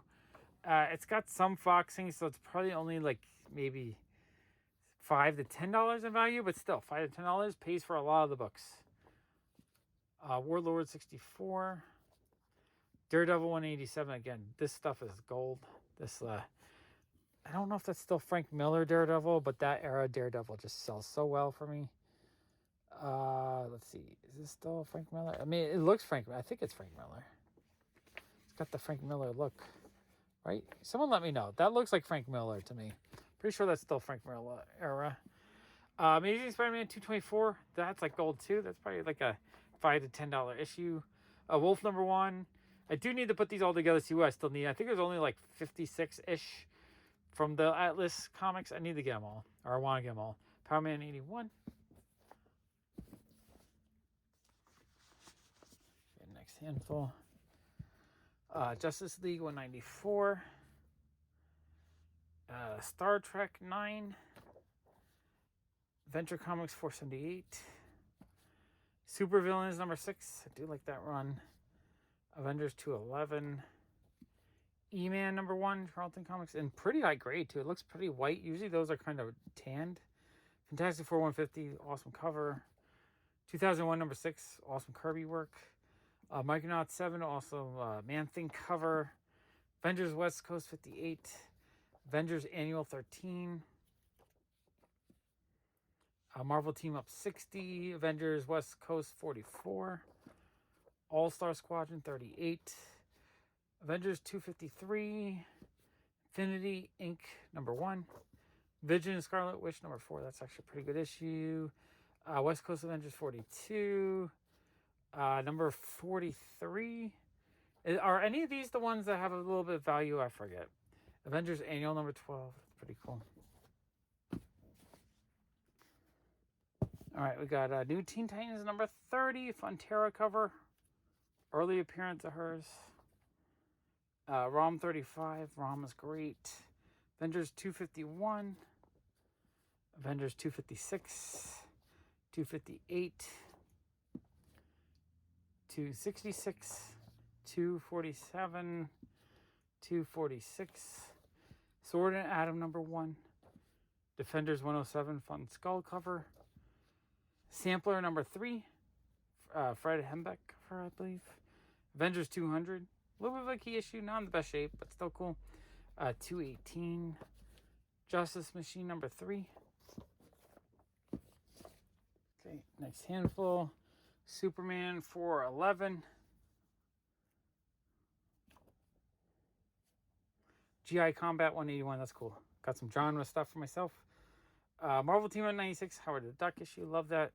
John Carter, Warlord of Mars, #1. That's actually pretty awesome. Tour #2. Batman Year 3, 436. Omega, The Unknown #1. Kind of a cool issue too. Warlord #73.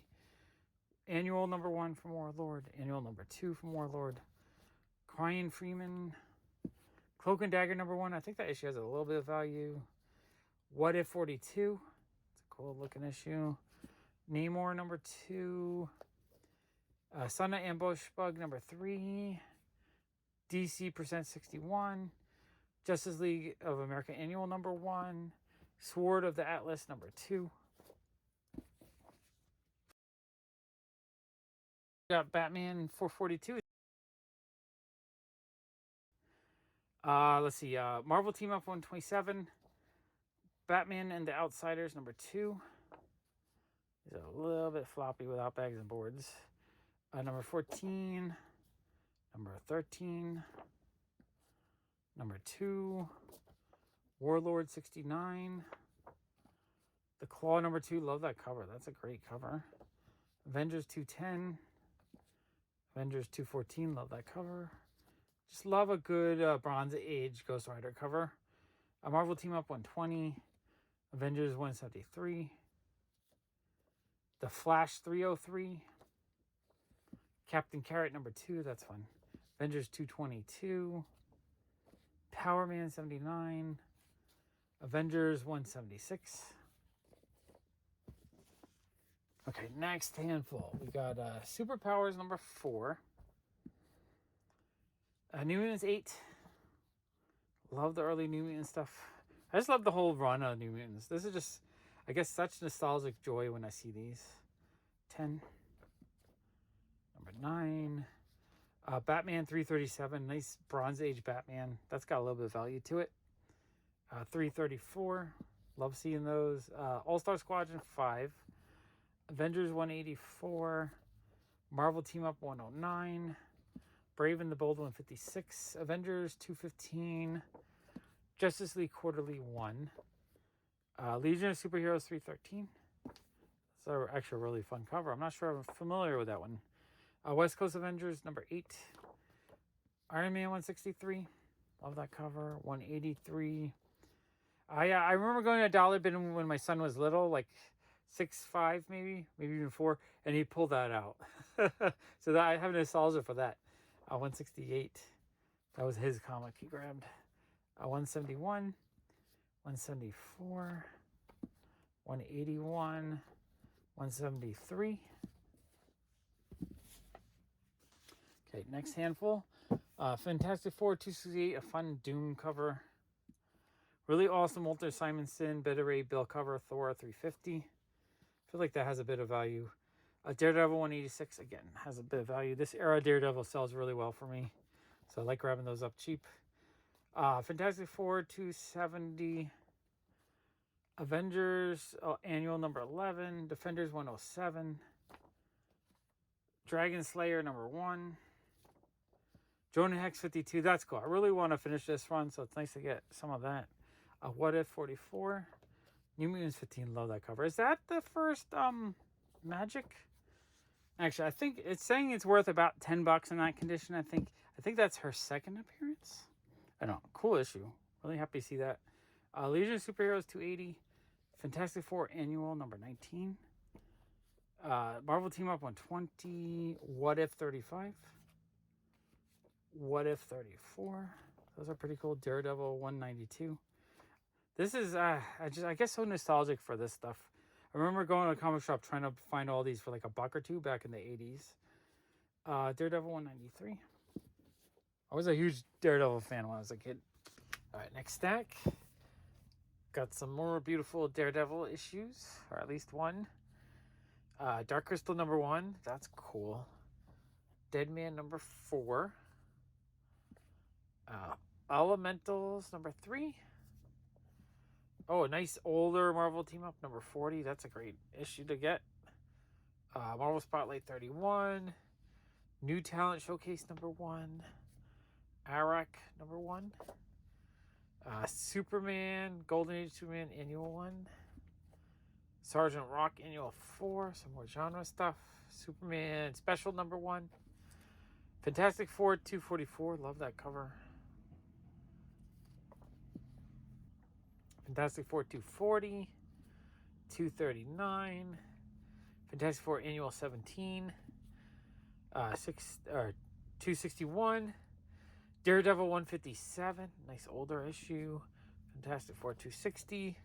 Avengers 207. Just a lot of really fun, late bronze, early copper age stuff. Master Kung Fu 119.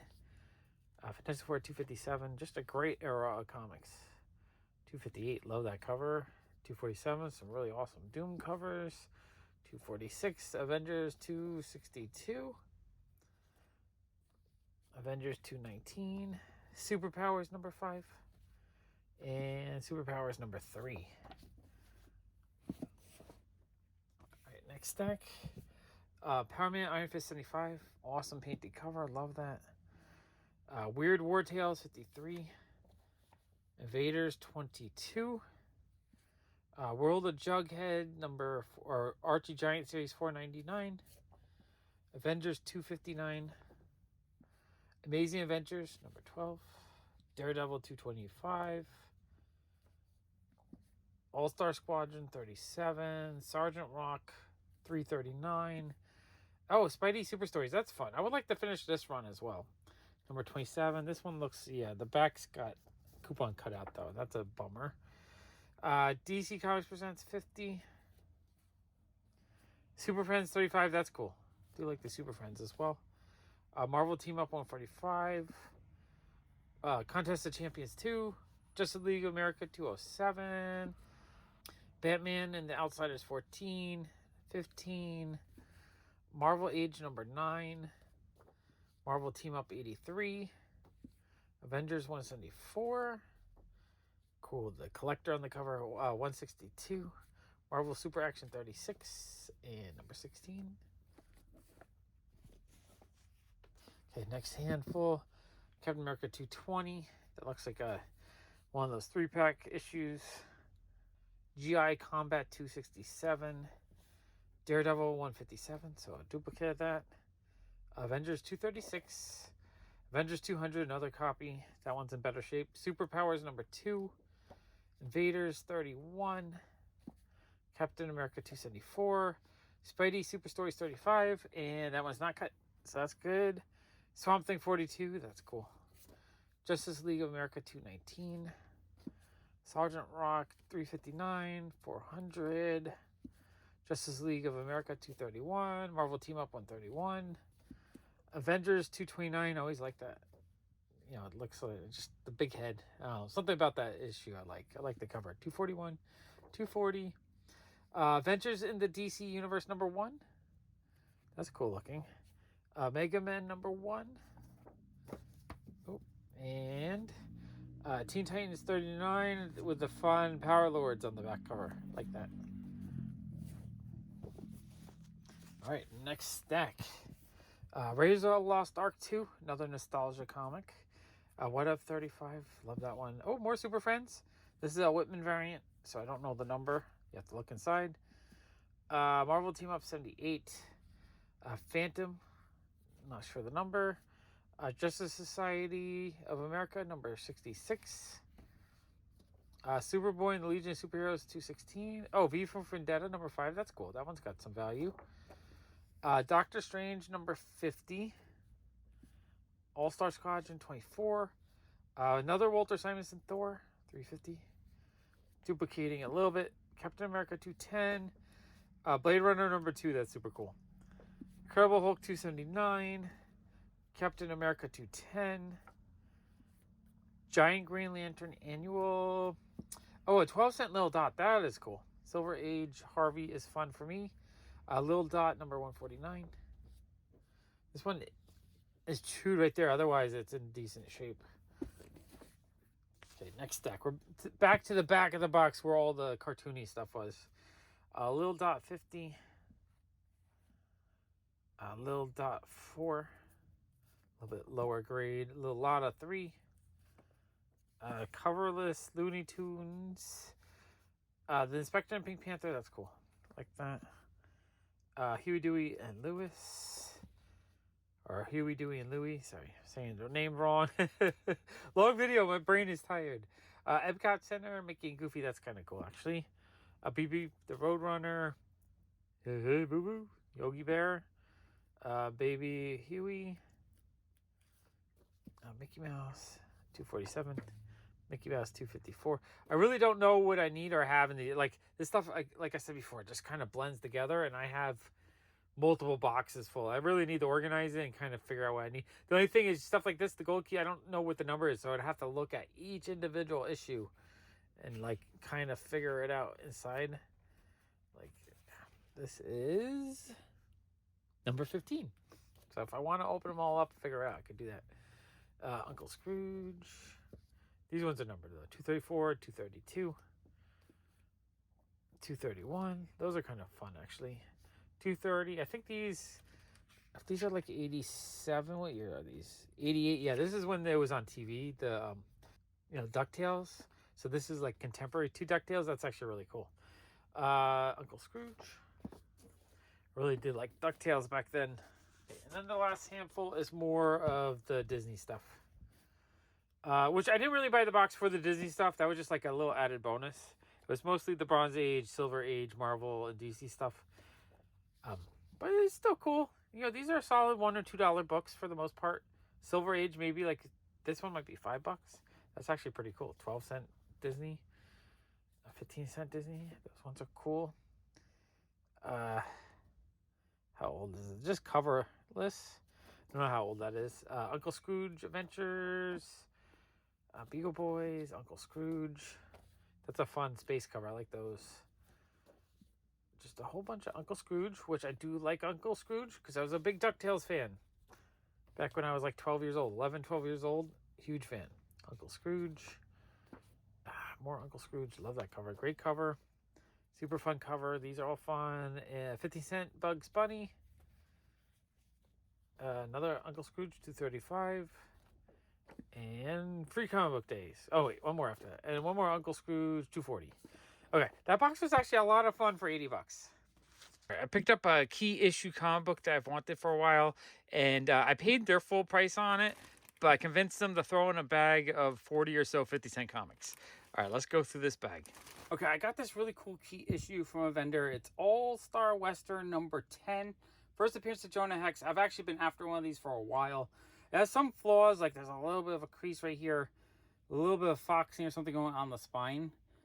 So, it's not a 9.0, but it's a 6.0. It's in decent shape for the grade. Seeing the grade, though, I have some raw books that I thought were lower, like 5s that might be 6s. Seeing this qualifies as a 6. It's like, I like seeing books when they're actually graded because it kind of helps me get a little bit better at grading just by seeing what things look like. But this was cool. So this was priced at $325, which I think was a fair price. $325 was actually the market price. It wasn't like overpriced. But instead of negotiating on that, I had a stack of about 40 books out of their 50-cent bin. I was like, will you throw those in if I buy that? And that's what they did. So basically I got this whole bag for free. And I got this one really awesome Grail book. Well, maybe not Grail, but $300 key issue. Really happy with that. First handful from the 50-cent bag. We have Sebastian number 1 from The Little Mermaid. I bet that one has some value to it. 50 cents felt like a great price on that. RoboCop 14. Again, I love buying these nostalgia books. Books, connected to movies and TV shows, stuff that kids grew up with. Stuff I know that people just connect with because they loved it at a certain age. And because of that, I always feel like this is the kind of stuff that has a great chance to gain some value. Or in my shop, it sells really well. RoboCop. I love RoboCop. People love RoboCop. RoboCop sells. Number 8. Every once in a while, someone asking for RoboCop. I like having a stack of RoboCop comics in the shop. 16, so 50 cents each was great. It feels like a steal on these. I might actually need a few for my own collection. I also am a huge RoboCop fan. But if they're duplicates, they'll $3 each. They'll sell easily. Ren and Stimpy number 10, another nostalgia book. I don't sell them every day, but every once in a while, someone will come in and I'll grab like 2 or 3 of them for $3 a piece. So I love grabbing Ren and Stimpy stuff when I see it. And 50 cents, just, it feels like a steal on these. Well, technically for free. For free is even better. Number 16. Number 19. I most likely have these, although that's a newsstand, so that actually might be worth a bit more. Batman Adventures, The Lost Years, number 5. Really, I love grabbing the Batman Adventure stuff when I see it. X-Men Adventures, number 4. Spirit, number 77, with a great cover. Swamp Thing, number 106. Grabbing all the Swamp Thing I can find lately, especially if it's cheap or for free. RoboCop 13. And Swamp Thing Annual, number 6. Okay, and then let me grab the other stack. Okay, next stack. We have RoboCop 11. So yeah, they had a lot of RoboCop stuff. RoboCop 2, number 3.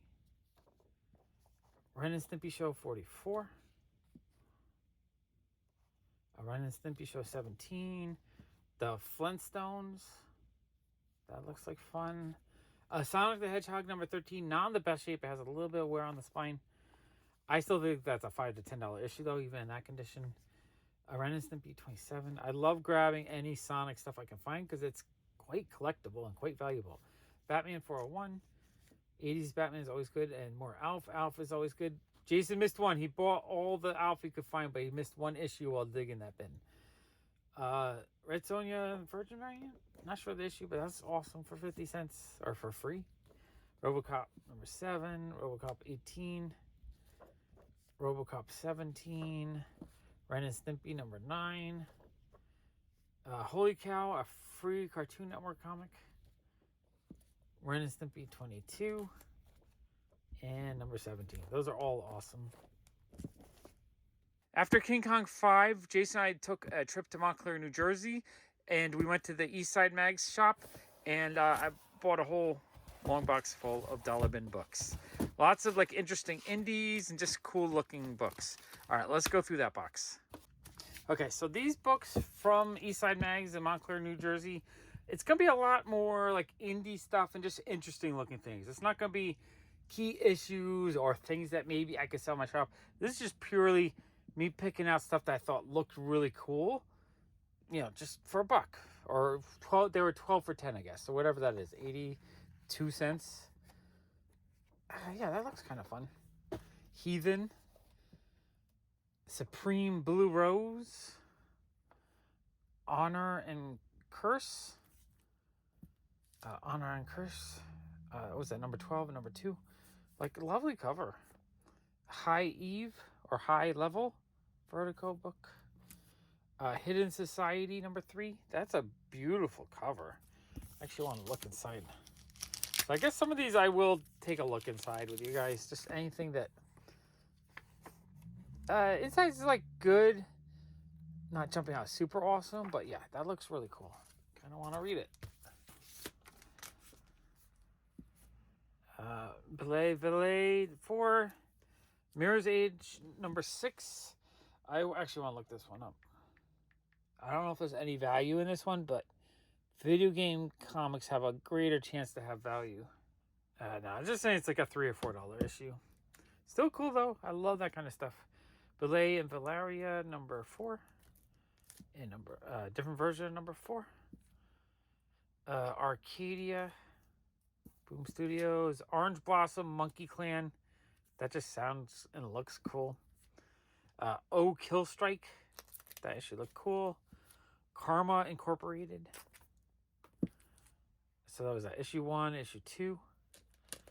Kind of like just, it's just an interesting graphic design. I like that. Okay. We got Max Brooks, The Extinction Parade Avatar. It's like a zombie comic. Oh, it looks pretty cool inside too. That looks really neat. Anne Rice's The Vampire Lestat number 3. That is cool. Samurai number 4. Red Herring number 6. Fun alien issue. Samaritan number 2. Oh, felt like it might have been a double. Vampire State Building. I like the name and the cover looked cool. Volition number 2. Cool looking robot cover. Volition number 1. Another cool looking robot cover. Number 3. So I guess I got the first 3. I'll have to read them. I kind of like storylines that have like a cute girl and a robot. They're fighting together for a cause. Sleepless issue 2. Sparks Nevada. Marshall on Mars number 2. Looks like a fun sci-fi. Number 4. Shade the Changing Woman number 2. Really like the cover on this one. Sleepless number 5. Sleepless number 1. Once and Future number 4. Highlander number 10. I loved the Highlander movies as a kid. Those are some of my favorites. Rose number 1. As you can see, I was in a big indie mood when hitting this style of it. I grabbed so many indies. The Man Who Fudged Up Time. Sounds like a time travel story. I love those. Number 3. Maryland Manor, number 1. Max Ride, First Flight, number 4. Is that a... Sort of has a... Yeah, it's a Stephanie Hans cover. That's cool. I decided I really, really want to collect all the Stephanie Hans covers I can get. So I'm actually happy I grabbed a few. I think this is Stephanie Hans as well. Number 5. Lovely, lovely cover. Number 4. Yaz cover. Duplicate by mistake. Didn't mean to do that. Beautiful cover though. Love Stephanie Hans stuff. Max Ride, number 5. Lovely covers. And number 1. Ogres, number 1. I believe this is a series Jason said was really good, so I grabbed these. Number 3. And number 2. Faceless and the Family. I think it's issue 2. It's really cool looking artwork. I don't know, something that's like surreal and interesting. Interiors are kind of cool looking too. Just like it has a really nice style to it. I like that. I like a comic book that kind of has its own thing going on. Really neat. Ogres number 3. Ogres number 2. Butcher Baker, the Righteous Maker, number 2. Spencer and Locke, number 1. Cool looking cover. I mean, almost all of these are cover buys. Burn the Orphanage. Just anything that looked interesting and different. It's like, why not? It's only $1 or 30 cents. I always say, like, this stuff, I can buy 5 issues for the price of 1 issue, basically. You know, New Comics, $4. I can buy 5 of these at 40 cents. X-Force 121, an awesome Michael Allred cover. Tomb Raider 14, always grabbing the video game stuff. Sacrament, number 2. And if you guys know if any of these indies have value, just let me know. Because I don't know off the top of my head. This is a total cover buy. Just buying it based on what looks nice. Mayday, number 3. So if you do know if any of these are like a key issue or worth something, let me know. Moth and Whisper, number 2. The Damned Band live in concert, number 2. That cover looks great. This is super cool. Lark's Killer, number 1. A Jen Bartel cover. Absolutely love her artwork. So I was actually really happy to get that. And I grabbed 2 of them. Because why not? Because our artwork is awesome. The Low Road West. That's a great looking cover.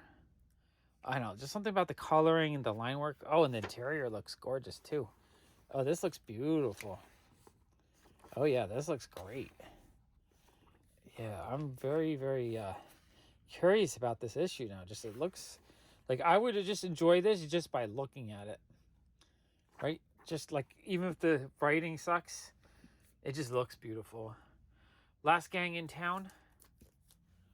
Low Road West, number 2. Oh, man, I kind of hope I got them all, because I would like to read it. I got 2 of them. Carmen, number 5. I always like the covers on that series.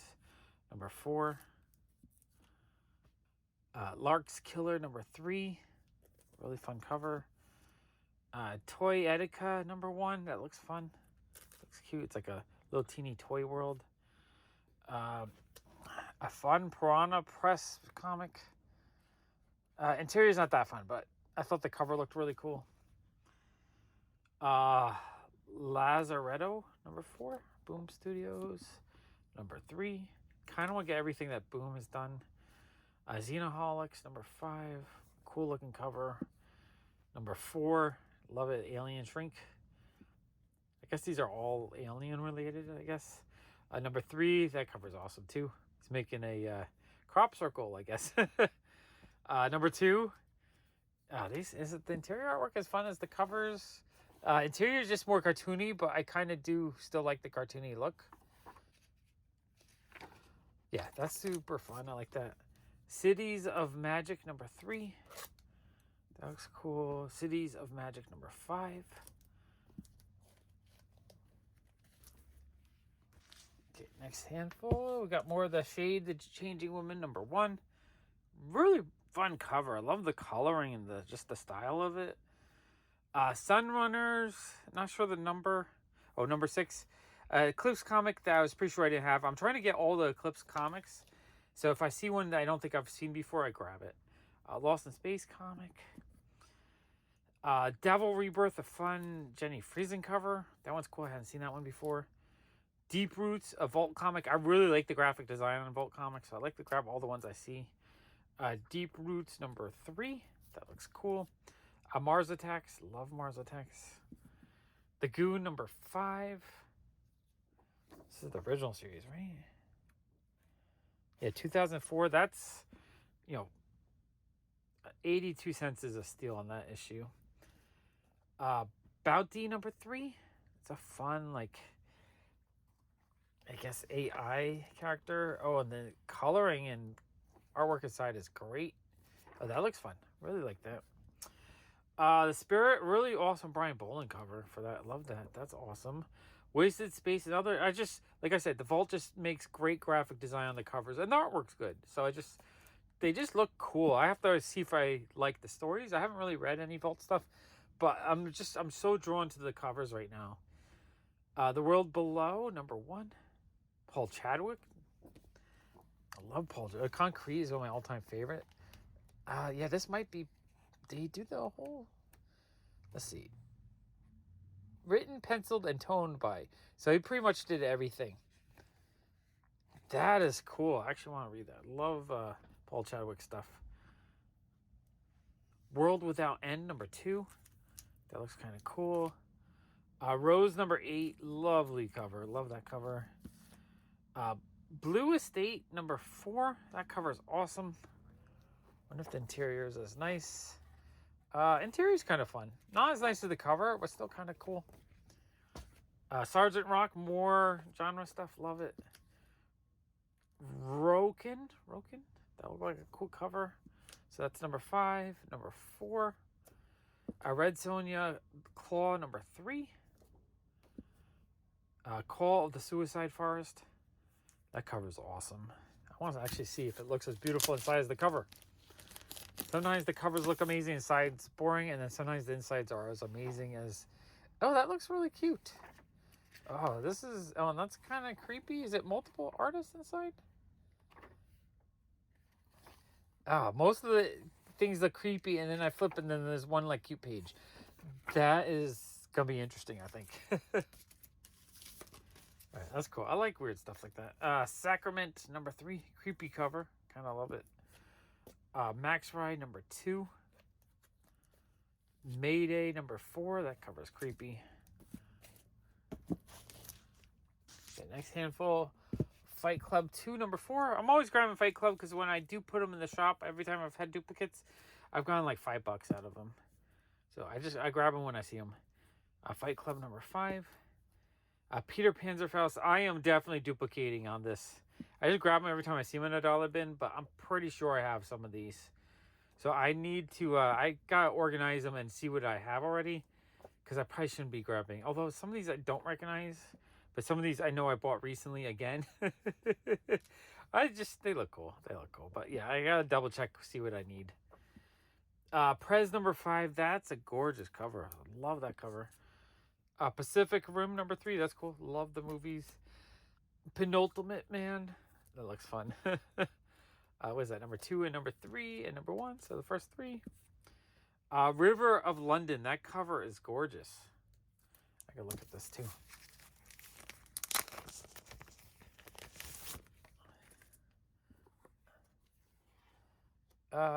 Interiors are pretty nice. I don't know if it hits me the same way as the cover, but they do look pretty. Yeah, that's pretty cool. I like that. But the cover just hits me in that. Beautiful, beautiful coverway. Olivia Twist number 4. I believe that's, I forget her name, but the artist who does the Monstrous. I thought that was beautiful. Join the Future number 2. It looks kind of cool. It's like an old burning farm in front of a big city. Interesting juxtaposition there. Infinite 7 number 2. Okay, next handful we got Sparrowhawk number 1. That cover looks beautiful. Gotta see the interior a little bit. Interior looks interesting. Okay, that looks kind of cool actually. Moonstruck. Not sure the number. Let's see. Moonstruck, that's number 2. That's number 3. Midas Flesh, number 8. Number 7. Number 6. Number 2. Really like that cover. I probably saw that cover, really liked it, decided to get the rest. Number 3. I'll do that sometimes where one cover just really pulls me in, so I decided to get the rest of the series because, you know, if I like the one cover, maybe I'll like the story and the whole thing. And, you know, when else am I going to find it for 80 cents? If I go online, it's probably going to cost me $2 or $3 each. Fanboy number 3, awesome. Sergio Aragonis comic. Love that. BB Free number 2. The Wrong Earth number 5. Planet of the Nerds, David Nakayama cover. That's awesome. Planet of the Nerds number 5. That's number 2. This is number 5. Number 4. These just look funny. I like those. Butcher Baker number 6. Beautiful cover. Number 7. Planet of the Nerds number 3. The Spirit number 4. Really cool cover. More Fight Club. You might notice I buy Fight Club all the time. Every time I see it. 82 cents feels like a steal on these. David Mack cover. That's cool. Okay, next handful. We have a Charlton book, The Iron Corporal. That looks interesting. The Mighty Skullboy Army, just a little teeny mini comic. Interior looks pretty cool. Like the cover, so I grabbed it. Kid Z number 2. So it's another zombie comic. I do like zombie comics. Infinite. Oh, I must have grabbed a duplicate of that. Wasted Space number 3. Gorgeous, gorgeous cover. Love that. Another Vault comic. Arcadia Boom comic. 20XX number 2. I think that's one of the Luna brothers wrote that or drew that. Snelson Comedy number 2.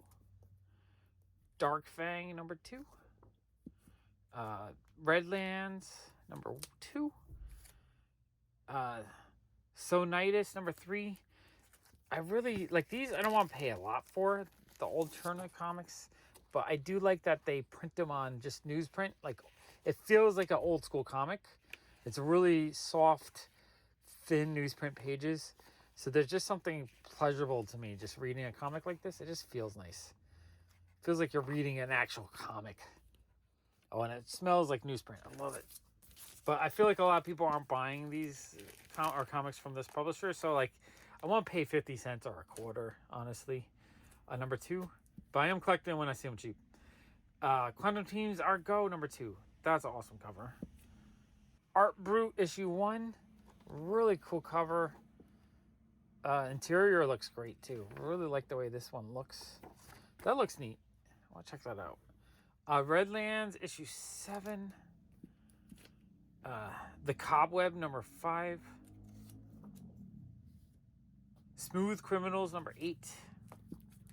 And number 7. Alright, nice handful. We got the Impossible Incorporated. It looks like a modern day cartoon, kinda. Like the way that looks. I like stuff like that a lot. Let's see, number 3. Number 4. Great Lake Avengers number 2. It's like maybe the 3rd appearance of Squirrel Girl. Ludocrats issue 1. Love the cover. I might have this one already, but also the interiors just look lovely. Just love the style of this comic. I think I have already. I don't know. I saw it. It's beautiful. I love it. West of Sundown, number 7. Another cool looking Vault comic. Just graphic designer. I don't know if it's the same guy, same editor, same whoever, but they just look so appealing to me. White Russian, number 10. That's a cool cover. She's holding the leaf there. Sentiment. Was it issue 1? The Saviors, number 5. Death Our Glory, number 10. Decorum, number 1. Folklords, issue 5. That's a cool cover. Shadow of the Torturer, number 2. That cover is kind of awesome.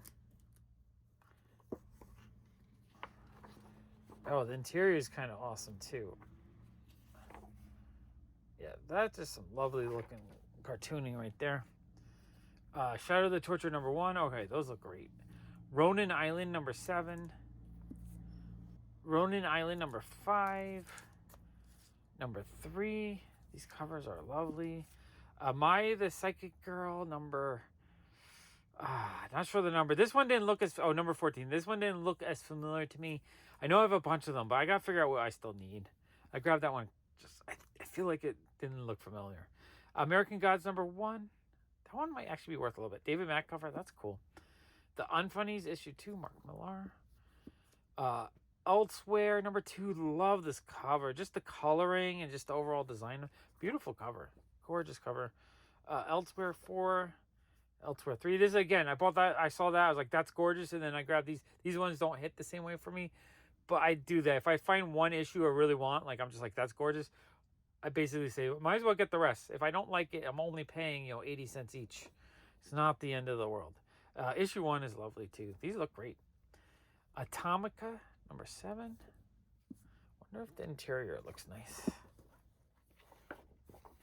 Interior looks kind of more standard.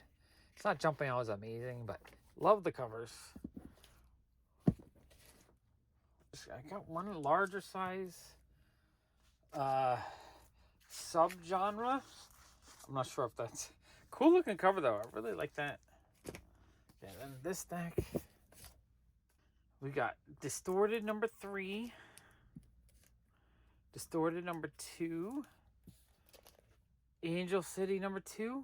Really like that cover. Futuristic Tales. That cover looks awesome. Interior looks interesting, at least. Cold Dead War. That looks awesome. Pale Horse number 1. That looks like a great cover. Again, so many cover buys. A lot of these just, if it's an awesome looking cover, I grab it. Jade Street number 4. Butcher Baker number 4. Teen Titans, a lovely Starfire cover. Oh My Goddess number 4 or 5. The After Realm number 1. Protector number 1. Stokey cover. Love that cover. BB. Oh, that might be a duplicate, actually. Here's the thing. When I'm grabbing stuff that catches my attention, if it catches my attention once, most likely I'll catch it again before I realize I grabbed it already. Folklords number 2. The Magician number 2. Thought Bubble. I'm not sure this one, but this one's got like Jacques, Daniel Warren Johnson, Tula Lote. Any other names I recognize that I like? I don't know. At least 2 or 3 big names are books I grabbed based on the artist. And I think this is just like a, anthology. Oh, those pages look cool. See if I can see the few artists I like. So it's like a page or 2 per artist. That looks fun. This looks really cool, actually. That looks cool. Yeah, just all kinds of style. Oh, I love that page. That page looks great. All kinds of cool looking styles mixed in here. I like it. It's from like kind of weak, amateurish to like high quality, top tier art and everything in between. Oh, that looks like the Lotte cover or page, I think. Oh, and that's the Daniel Warren Johnson page. Yeah, that is cool. Yeah, I love that. That is awesome. I'll pick that up all day long for 82 cents. Especially, that's the kind of thing, like, if for 82 cents, you take a picture of the cover to try to find it, you're not going to find it online cheaper. And if you decide you really need to get it, it's going to be a pain in the ass to find it again for 82 cents. Transformers vs. Visionaries. That is dope. I love both those toy lines as a kid. More Fight Club. Fight Club issues are always fun to collect. And again, if it's a duplicate, easy sellers. They always sell well for me in my shop. Yeah, these are cool though. I really like those. Another Impossible Incorporated. Okay, next handful. We got another Vampire State Building.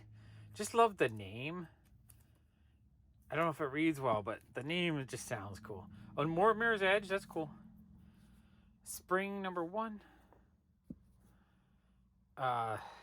Basket full of heads. That looks like a Tula Lotte cover. I gotta see if her name's on here. Yeah, variant cover by Tula Lotte. That is a gorgeous cover. I really, really, really like her artwork. I want to track down as many covers as she did, but I want to get them for like 82 cents. With a lot of artists, it's just like, I can go online and buy them all for $10 each, but I really want to try to get them cheaper. But yeah, I want to put a full collection of all her covers together because I think they're all lovely. A MODOK Assassin #1. #2, these have really fun covers. Another Vampire State Building. Love the name of that. Jova's Harvest #1. That looks interesting on the cover. It looks... no, it looks cool inside, but they're using like kind of cheap, weird backgrounds. So it's weirdly digital with... I don't know, there's something weird about it. Don't know if I love it, but I don't hate it. I think it's kind of interesting. Spaceman. What is that? #2. Rokito #12. That cover is awesome. I love that cover. Just something about this. Oh, this is one of those sideways full. Oh, this is cool. Oh, this is really cool, actually. Oh, I love this. It's just stylized, but in such a cool way. Oh, yeah, that is fantastic. Wow, that is neat. Nominated for a 2006 Eisner Award. I need to go through the list of all the Eisners over the years and make, like, I want to read them all. All the ones that have been nominated and won, I want to read them all. Fables, Wolf Among Us. So I grabbed this set twice in the last month and a half. This day, and then I bought it again at Comic Station from their dollar bin as well. I was really, really drawn to the covers. I didn't realize these are Chrissy Zulu covers. I'm a huge fan of Chrissy Zulu. I'm always collecting her stuff. So no wonder I was grabbing these covers. #9, beautiful cover. Number 15, another beautiful cover. Number 13, another beautiful cover. Number 11, this even kind of looks like her. It's sort of like a self-portrait. Beautiful, beautiful cover. Dastardly and Muttley, #3. I like these modern day Hanna-Barbera like reissues. Is that? Oh yeah, no, it's all crossed out like that. It's on the bag though, not on the comic. #1, I thought those are cool. And #3, really like those. I thought those were neat. Kind of do love it when I'm drawn to a cover and I buy it, not realizing it's an artist that I love and I'm already collecting. Rebel Sword. This is Yoshikazu Yashiko. I think that's the or at least the cover I think is the same artist that did the what was that called? Now I'm drawing a blank on the other manga issues I was buying, but I love the covers on those. I love this cover. Interior is okay. I mean, I like it. It's not bad. No, it's pretty cool actually. But yeah, the cover, I love that cover. Beautiful cover. All right, Sergeant Rock 3. I gotta see what else they've done. Maybe there's a whole bunch of different covers I can get. Sergeant Rock 369. That's cool. Home #1. Slab #1. The Doctor is in. Dark Circle Comics Free Comic Book Day. Rise #1. Sister Keeper. That's a beautiful cover. Z-Man #1. Dedication #1. I grabbed all these double take covers because I think they're all just very interesting looking. Remote #1. And how often am I going to find these? You know, that's kind of an obscure line. Ronin Island #2. That's an awesome cover. I love the composition of the darker silhouette of the samurai that he's about to fight. Interior looks pretty nice too. Kind of want to read that. 20XX1. Luna, one of the Luna brothers again. Jonathan Luna. Forge of War #4. That looks cool. Great cover. Bonehead #3. That's kind of an awesome looking cover. Blade Bunny #2. Really like that cover, actually. I like the simplicity of it, the color choice. Just a beautiful work of art. Really like that. Okay, next handful, we got Redlands, issue 8. Creepy, awesome looking cover. Renegade Press Murder, number 3. Alex Toth cover. Archer Armstrong, number 8. I really need to sort out my modern day Valiant stuff and see what I need. I feel like I want to grab a bunch, as long as they're like 50 cents to $1. Cryptocracy, number 3. That looks cool. Number 2. Micronauts Karza, number 1. That's cool. Darn Karza, I love the action figure. It's one of my all-time favorite toys. Number 2. I think I have a couple of them. Atomica, number 3. That cover's cool. Atomica, number 4. That's a lovely cover. Number 2. Josie and the Pussycats, number 6. I really like that cover. I think it looks beautiful. The Backstagers, number 2. Colored in such a fun, unique way. Number 1, beautiful, beautiful cover. War Mother, David Knack cover. I thought that's awesome. What was that? Number 3, number 2, another David Knack cover. Awesome. And then number 1, which is a beautiful Jen Bartel cover. I love that cover. Jova's Harvest, number 2. So another issue of that series. Extremity, number 4, Daniel Warren Johnson. Love his stuff. Number 3. Honestly, these are probably duplicates, but I grab everything I see that he does when I see it, because I just love it that much. Number 5. It's just beautiful. Another handful. We have Serial number 10, a Terry Moore comic. That's cool. Do like Terry Moore. Serial number 4. I don't think I have anything from this series, so it's cool to pick up a couple. Terminal Punks number 2. That looks cool. Samurai number 5. Spirit number 2. That's an awesome cover. Love it. It looks kind of like the art style of the guy who did Hip Flask. I wonder if it is or not. Just at least the background coloring and stuff. Samurai number 4. Samurai number 3. That's a lovely cover. Samurai number 2. Samurai number 1. The Tithe number 5. Triple Play. I'm not sure the number. Oh, it's just a thick issue. I thought it was 2 issues in one bag. Snelson Comedy. Friendo. I don't know the number. I think it's a Vault comic. It has that same kind of fun graphic design to it. Friendo. I don't know the number. I'm not seeing the numbers off the top of my head. They gotta be hiding somewhere on here. These look great though. Another Friendo. These just look just beautiful covers. I really like those. Friendo. That's fun. I'm glad I grabbed a bunch of those. Redland number 5. Beautiful cover. Redland number 6. And Redland issue 3. These look great. Little like swamp mystery. Swamp monsters maybe. Okay, and then final handful. We got Karma Incorporated. That looks cool. Heaven's Devils number 2. Number 3. Number 4. Those looks cool. Random Encounter issue 1. Issue 2. It looks like they were like almost doing like a green screen something, but they never put a background in. It's kind of odd, but kind of fun too. Random Encounter issue 3. Issue 4. Kind of want to check them out. Actually, let's see what it looks like inside.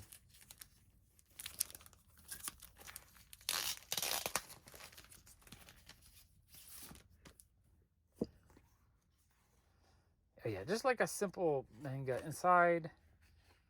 It looks cute though. I kind of want to check it out. Yeah, that looks interesting.